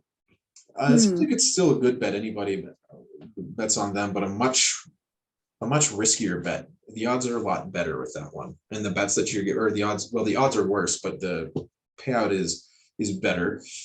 Okay. Then you've got another one. It's called Grung Stomper. You have no idea what grung is, and this one you hear referred to. It's got spines all over the place and a lot of plates. This one is an Ankylosaurus, is what people call to it as. And that's, everybody seems to be pretty much even bet on that one. Then you've got another one that's referred to as Scarback. And this one it's the same species as a Big Honker, but it's got, well, accurate to its names, a whole bunch of scars that are ripped all across its back. And you hear people muttering that it's last race, and not a whole lot of people are betting on that one. And then you've got another one that's called Nasty Boy, and looks similar to the one called Grung Stomper, but nobody seems to have. It has you hear people talking about its trainer, but it hasn't done well in any races. So its trainer's famous, but it doesn't seem to be doing super great. So the bet on that one's not. It's a big payout, but it's not a great chance from what you're hearing. Right. And you hear another one called Jungle Princess, and this is much smaller. Scott, I need you to stop for 10 seconds and tell me if you're making these names up on the spot or if you have this prepared. I'm not making them up on the spot. Okay, you may now continue. They're so funny. This next one is called Jungle Princess, and this one has a big frill on its back, and it's fairly low to the ground, and it has pretty short legs compared to a lot of these other ones, so the bet is pretty bad. And it also seems like the jockey is pretty new.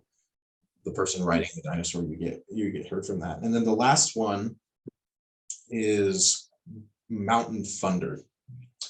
Mountain Thunder is well loved, but from what you can hear, very old and not particularly fast. So the payout is huge on that one. You get 7 times your pot, but nobody's really betting on it. Okay.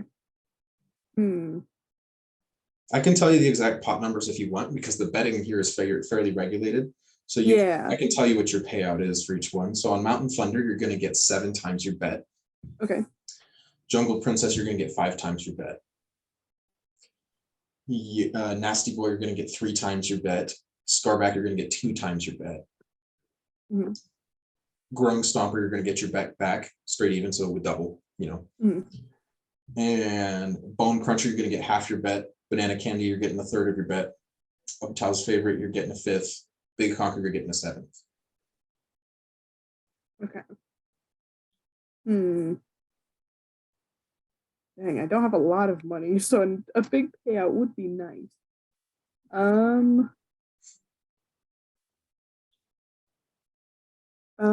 What was Scarback's again? Scarback, you're going to get double your bet. Double your bet. Okay. And this is Scarback's last race or race day. Then what was Jungle Princess? Jungle Princess, you're going to get 5 times your bet. 5 times. Okay. 5 times sounds nice.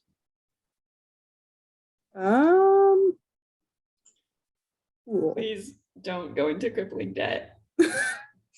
I'll do my best. I'll do Jungle Princess. Jungle Princess. All right. How much are you going to bet? You can bet more than you have. I can bet more than I have. Damn. Okay. This is fun. This is so fun. Okay. 5 times is good. People are not confident in this little short dinosaur's ability to win. So I am so confident in Jungle Princess. I believe she can do it. I look into her eyes and I see my future. In crippling debt? No. So Zephyrus, the other these, as you're talking to these jockeys, you kind of just like mill around for a little bit. The race is getting here soon to start, and so they're calling out for final bets. And you walk up to them, and this particular group is of 4 people who are just kind of casually lounging around this table that's set up. But you see 2 of them have maces at their sides, and 2 of them have spears slung across their shoulders as well as shields. All of them, they seem to be fairly cordial, but the implication is obvious. Okay. Please be careful. As they bet, or as they talk, they tell you. One of them says, "You can bet more than you have, but if you do not pay it back by the end of the day, that's not going to go so well for you. So if you bet, you better make it back." Cool. I will take that to mind. So you're betting on Jungle Princess. How much would you like to bet? Okay. Should I do a dumb?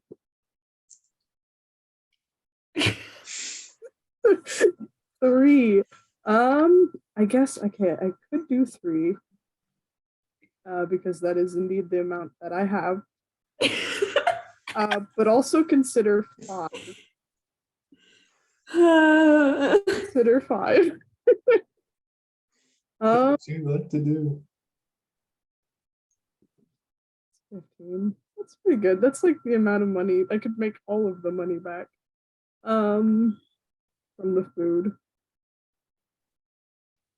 Or you could be violently dismembered by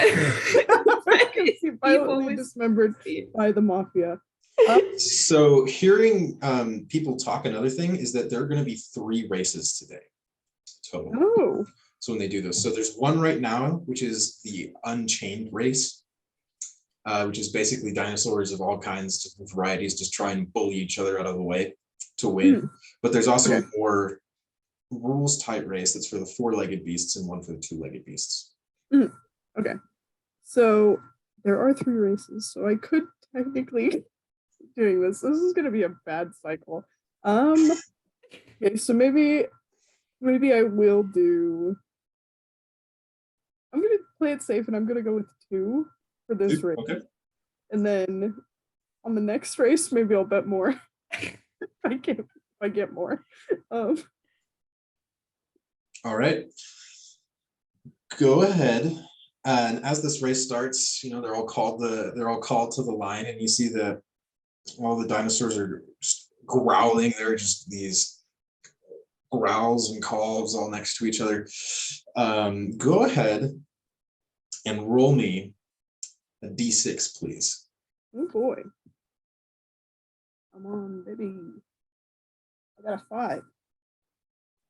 5, okay.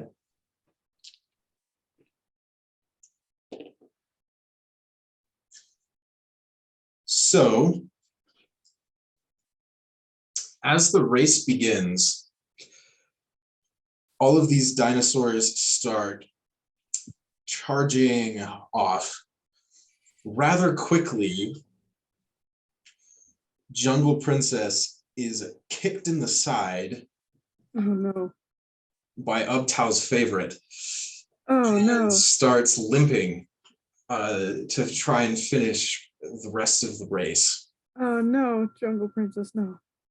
And as the race continues, you watch with excitement as Big Honker, the one that everybody seems so excited about, starts to pull ahead of the other dinosaurs. At several points, he bullies Uptow's favorite, the one that trampled Jungle's Princess. He slams into the side, taking a chunk out of its side as it continues to charge forward with just a roar. And it seems like watching these races barely controlled savagery, as these people are like slamming up against the walls that are on the sides of hills as the dinosaurs charge down the streets. And when they come around, it is clearly Big Honker that is in the win, that is in the lead, and Jungle Princess is dead last.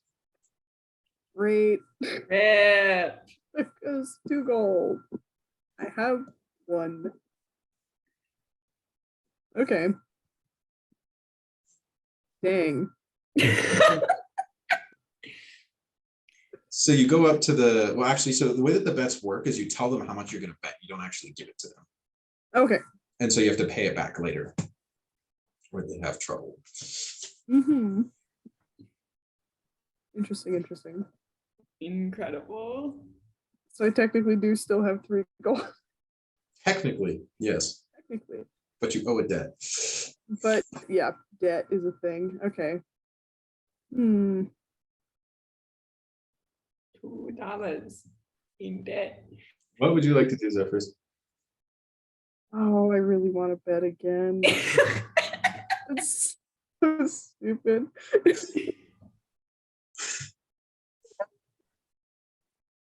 I'll bet again. I'll do more. All right. Are you gonna bet on the 2-legged or the 4-legged? What's the more exciting one? What am I hearing other people say? From what it sounds like, both. I mean, everybody's pretty into both of them. A lot of people come specifically to the what they call the Unchained race, where the dinosaurs will like attack each other and stuff like that. And the 4-legged race, people say, is usually there's mostly Ankylosaurus and Triceratops there, but occasionally some Dimetrodons are there as well, with some smaller folk, because those creatures are much smaller. And then you look at the 2-legged race. Seems to have a little bit less of the predators that you saw earlier, and have a little bit more herbivore type dinosaurs. It seems that the predators are usually reserved for this Unchained race, which you watched with the Ankylosaurus and Tyrannosaurus, the young ones. All of these dinosaurs seem to be fairly juvenile, as they're described, and you've seen not the predators, but you've seen the like, for instance, the Triceratops. You've seen much larger versions of them. Okay. Places. Well, since I just did a 2-legged, maybe I'll just do I'll do the 4-legged one. All right. So if you're going with the 4-legged, then you are going to see another couple, a different set of dinosaurs. The ones that come over, Uptow's favorite, even though it's wounded, is still in this race, Mhm. as well as the Grung Stomper dinosaur who you saw earlier. There are another couple. You see one that's Zombie Crusher, Incredible. Amazing. and that one is an Ankylosaurus as well. There's a Triceratops. It's called Brick Breaker. And another Triceratops that's named Golden Horn. And then you've got Dimetrodon, that, or however you pronounce that, the short guys with the big long sailbacks with a fairly short Cholton jockey. It seems Jungle Princess isn't there this time around. She gone. But you see another one there, and its name is Wind. And that's it, just Wind. Wind. And Simple. there's another one there, and its name is Deadly Cobra. I'm resisting the urge to say me or same every time you say a word. And then there's one more Triceratops. It's another older one, and its name is Elizabeth. Oh, Elizabeth, that's fun. Am I able to roll perception on these ones to tell what people are saying? Yeah, go for it. Well, that ain't great, folks. It's on that one. You have literally no idea. Like, you hear so many different opinions, and it's just like so loud, and it didn't go so well last time, so you're just like, yeah, who knows? Okay. We'll do.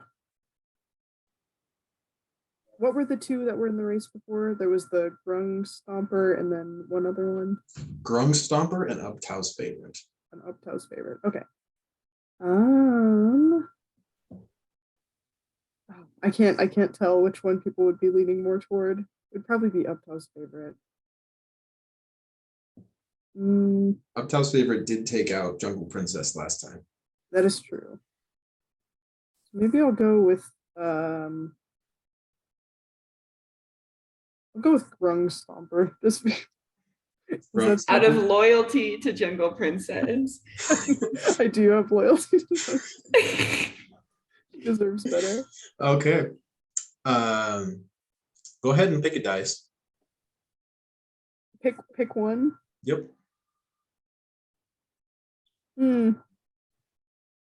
Pick one. Yep. Out of all of these. Yep. Scared. And how much are you gonna bet? How much am I gonna bet? Probably not a lot. I'll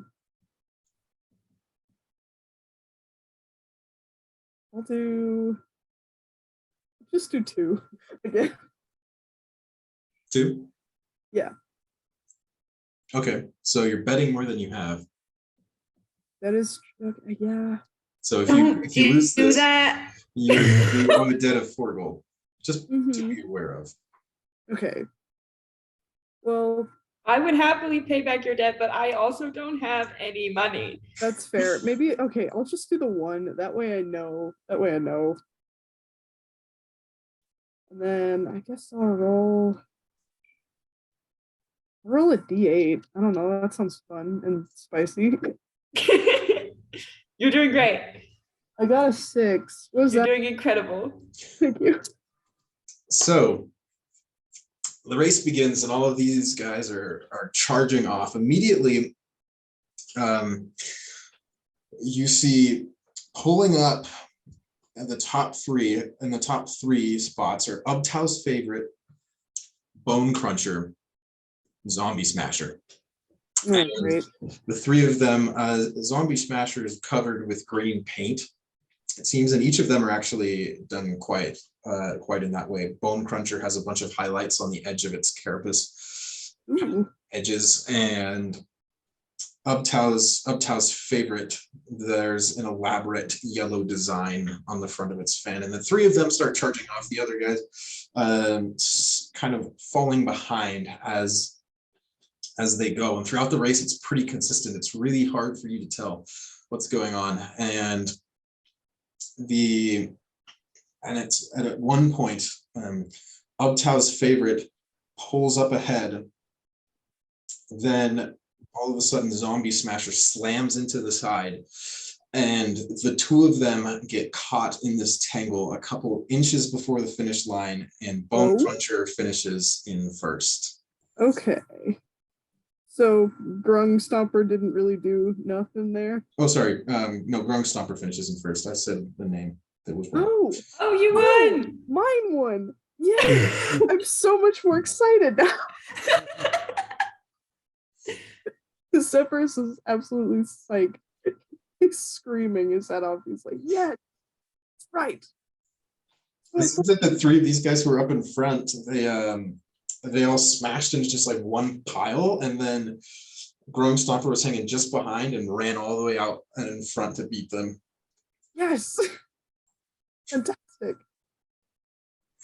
So did I win? So you now have 4 gold and you owe 2. Yay.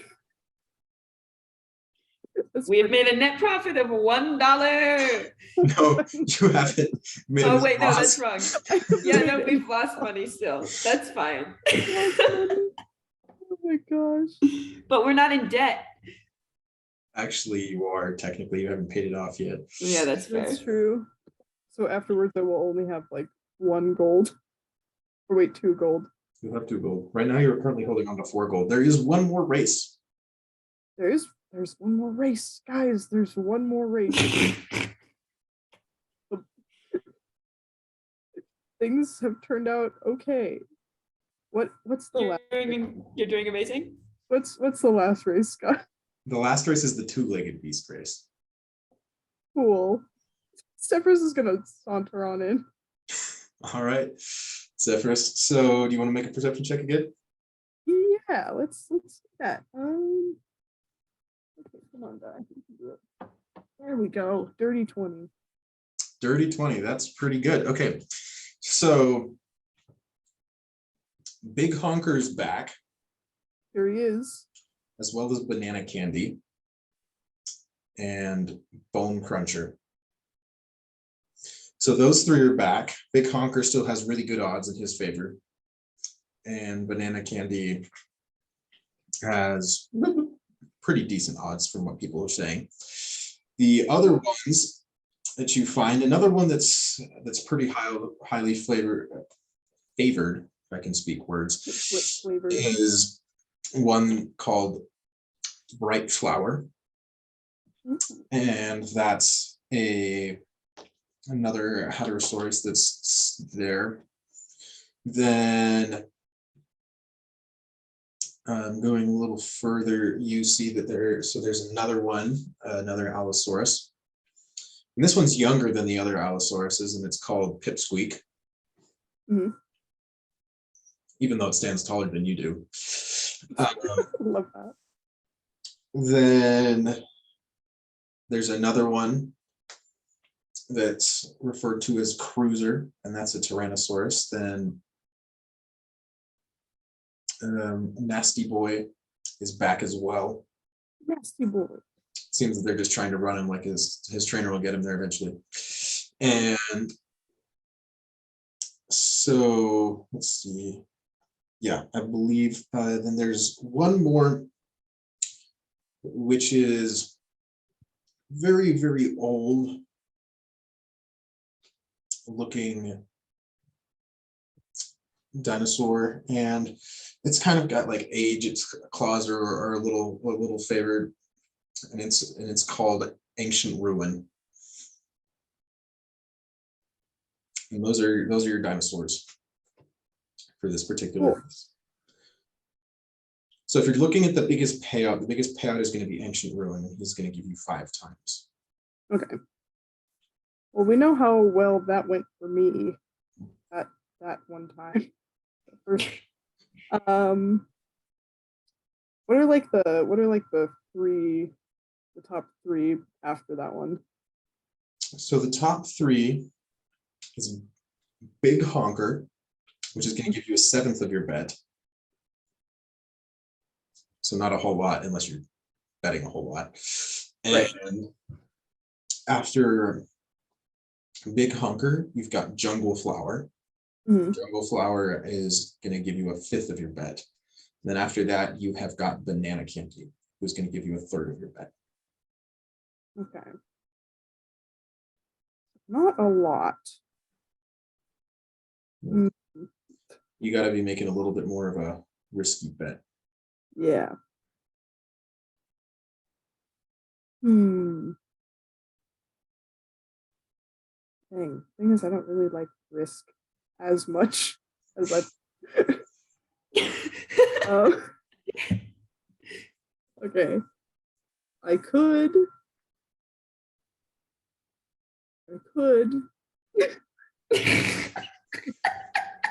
I see Jason yelling in the chat.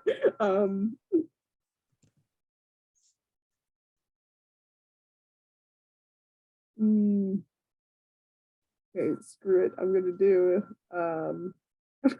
bet 2 gold on this one because I'm dumb. On the oldest one, you said?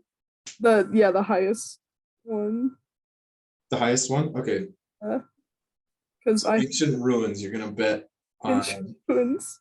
2 gold on Ancient Ruins, right? Yes. Okay. If you make this bet back, you are going to make 7 times Oh, the money. I beg you. I'm so stressed. Go ahead and roll me a d8. Why don't you? Okay. Please. I got a 3. Okay. So you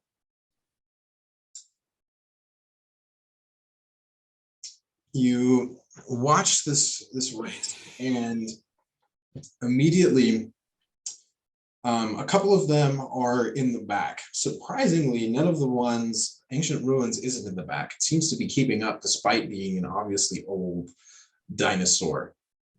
However, as you keep going, it seems that Banana Candy and Big Honker keep on charging in front. Big Honker actually falls behind at some point, and at one point it's just 3. It's Ancient Ruins, Big Honker, and Banana Candy, but Banana Candy consistently pulls ahead all the way until the end. Dang it. Passing the race. Nicely All done. my money. It's gone. Well, I have no money.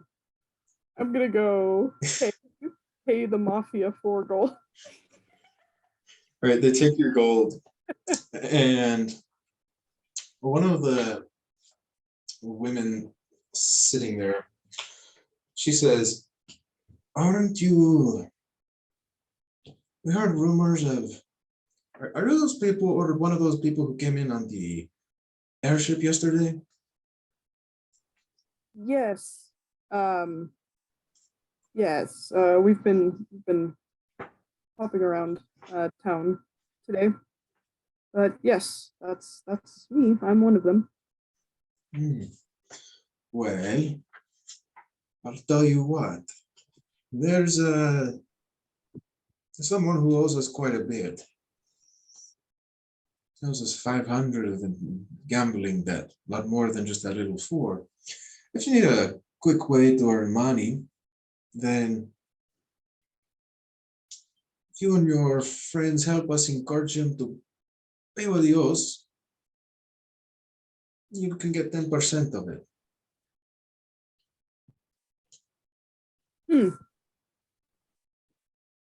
I will relay the information to them.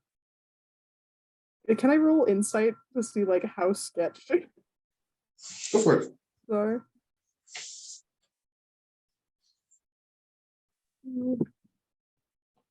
There's my insight stat. Where's Nate at? I got a 14. A 14. Okay. She seems pretty sincere to you. Cool. They're kind of lounging. The other two nod. It doesn't seem like the offer is ingenuine. How long will you be needing these services? Well, until the debt is paid. Good to know. I'll keep it in mind. Thank you. She nods to you. She says the offer is out there. I appreciate it. And then he's gonna head back to where everybody's like meeting up after their various escapades. Nephis, are you doing anything while everybody else is going back or doing their various things? I was just gonna ask if, like, is there some sort of person who I'm reporting to in the city at all, or am I just kind of chilling? You don't have any immediate superiors actually here. Okay, that's what I thought. Yeah, the people who you're reporting to are through letter.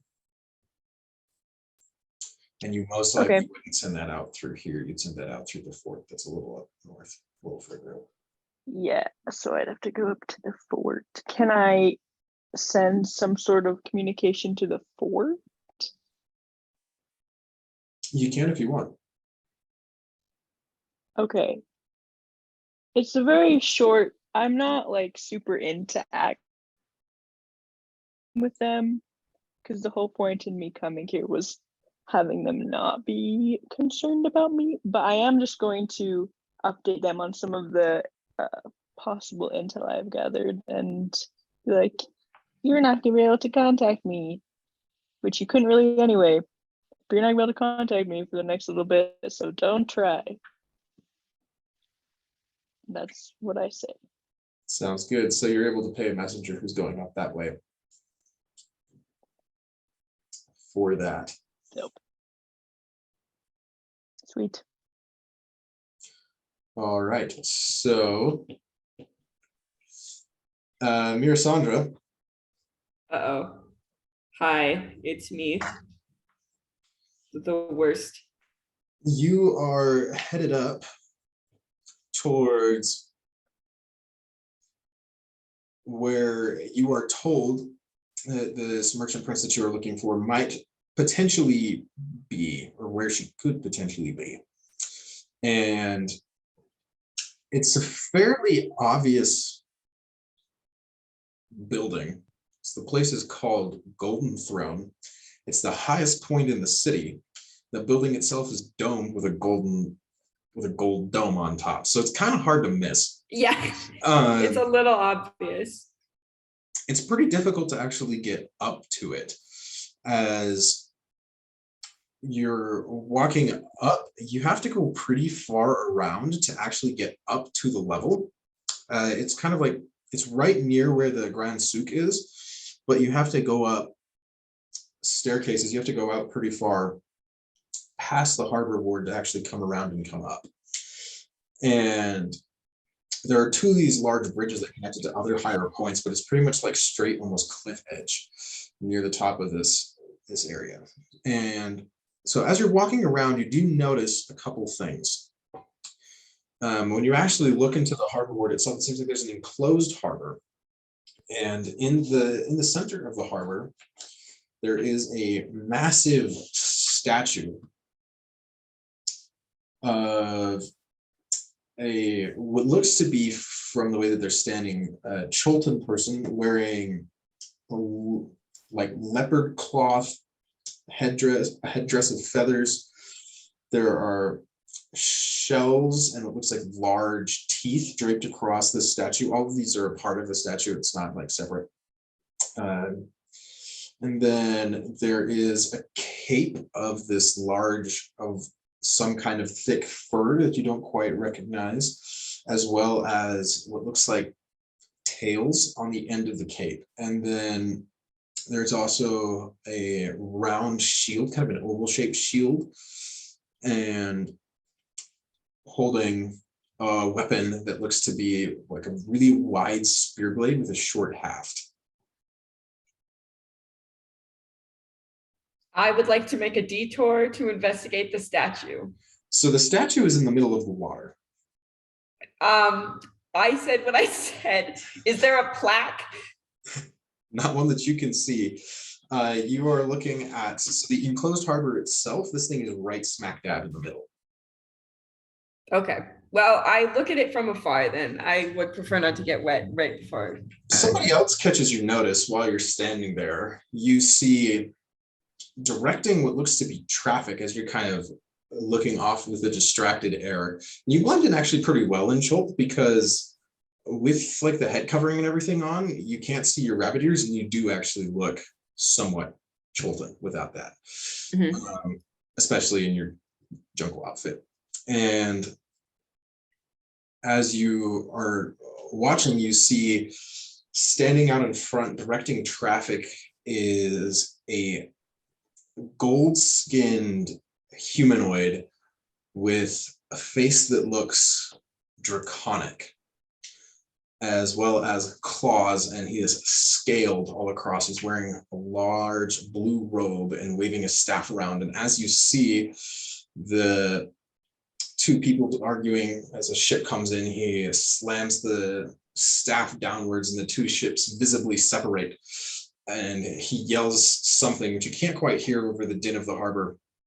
And then the two ships are each anchored to Tyrannosaurus and then brought further into these warehouses, which are all built on canals, where the ships are then unloaded. Incredible. I would like to go talk to this individual immediately. Mirasandra, I do want to make a mask though. Really quickly, Mirasandra just kind of looks down at her hands, flips them over, kind of frowns, and then rolls her shoulders, and she's just gonna adjust her appearance, not intensely, but enough to just exaggerate how Chultan she already looks, and just she makes herself somewhat unrecognizable to how she looks normally. The point is not to stand out so much as it is to just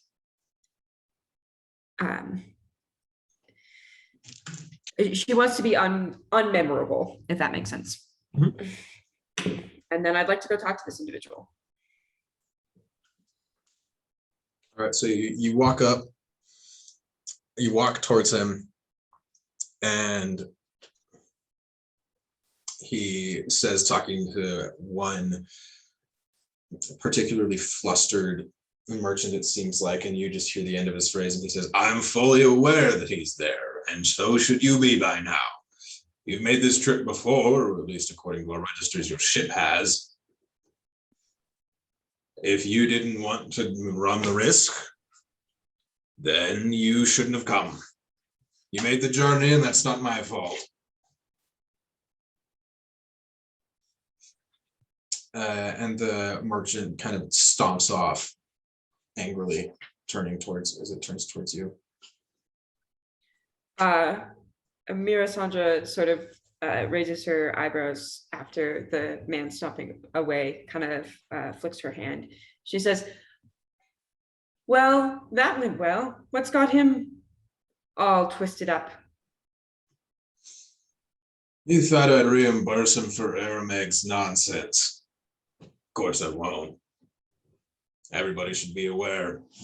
And none of us can get that creature to move. Nobody wants to try either, let alone me.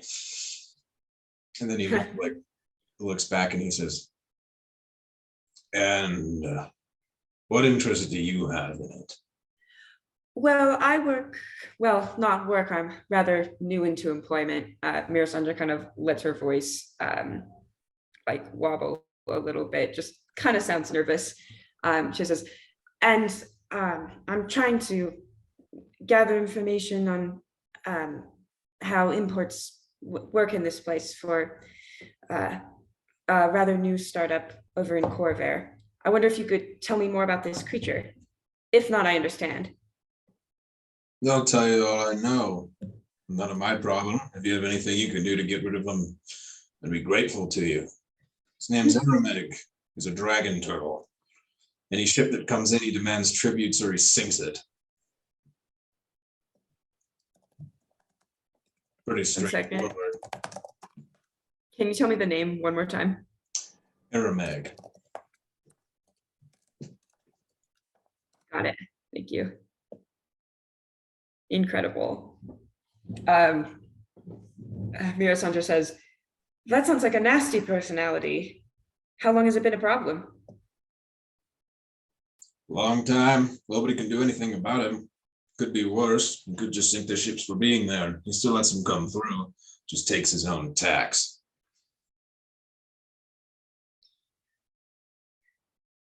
And Mirasandra sort of nods. She says, what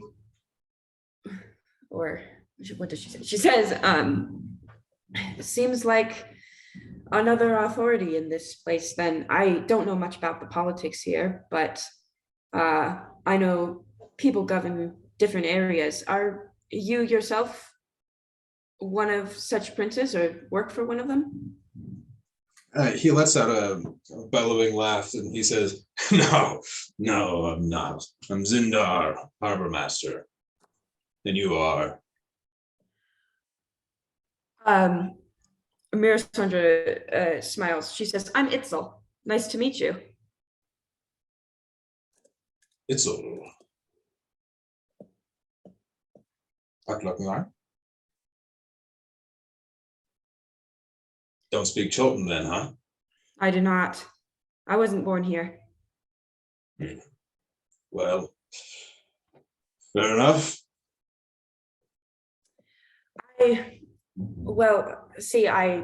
I'm perhaps oversharing, but I have been told I do so often.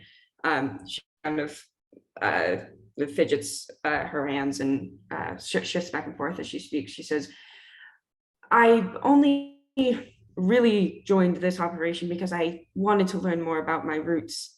I wonder, I'm trying to find out more about how this place works. Could you give me any tips, any directions? I thought I might talk to the trading prince, the merchant prince, one of them. About what? I don't know. I've always been interested in alchemy. I have noticed all sorts of interesting potions and salves and things made from they seem exotic to me. I mean, all of the fruits, the plants, the herbs in the jungle. No one will tell me anything about them, but if you're looking for potions and magic and that type of knowledge, you'll want to talk to a Congo Tamu. He's over that sort of thing. oh my god. It's him. If you're looking for plants, well, it depends on exactly what kind of plants you're looking at. Are you looking at poisons, or what are you looking for specifically? More of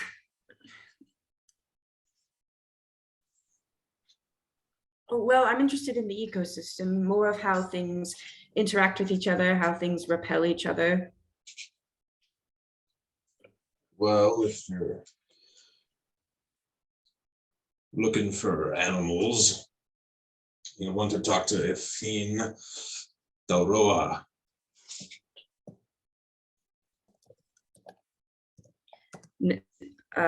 Itzel nods. She says, are these all nobles, leaders in the area? Or They're all Just- merchant princes. There are 7 of them. If you're looking for talking about plants, poisons, and the like, you're wanting to talk to Yesamine. And if you're talking about fruit, well, really just fruit, Goathale is who you'll want to talk to as far as the ecosystem goes. If you're looking for history, Congo Tamu's not a bad place to go. Itzel smiles. She says, thank you. That I can't express how much I appreciate the information. Is there anything I can do for you in return? I don't like to leave people unthanked. He grunts and he says, unless you happen to be skilled at beating pirates, I don't think you can help me too much. Unfortunately, that is not one of the skills I have tried to come into the possession of, but I do wish you the best. He nods and he says, good luck talking to them. It's tough to get in to see Merchant Prince, especially if you're brand new to the city. So I've Unless you heard. do something impressive or such, then they'll usually let you in. Itzel nods. She says, I'll keep that in mind.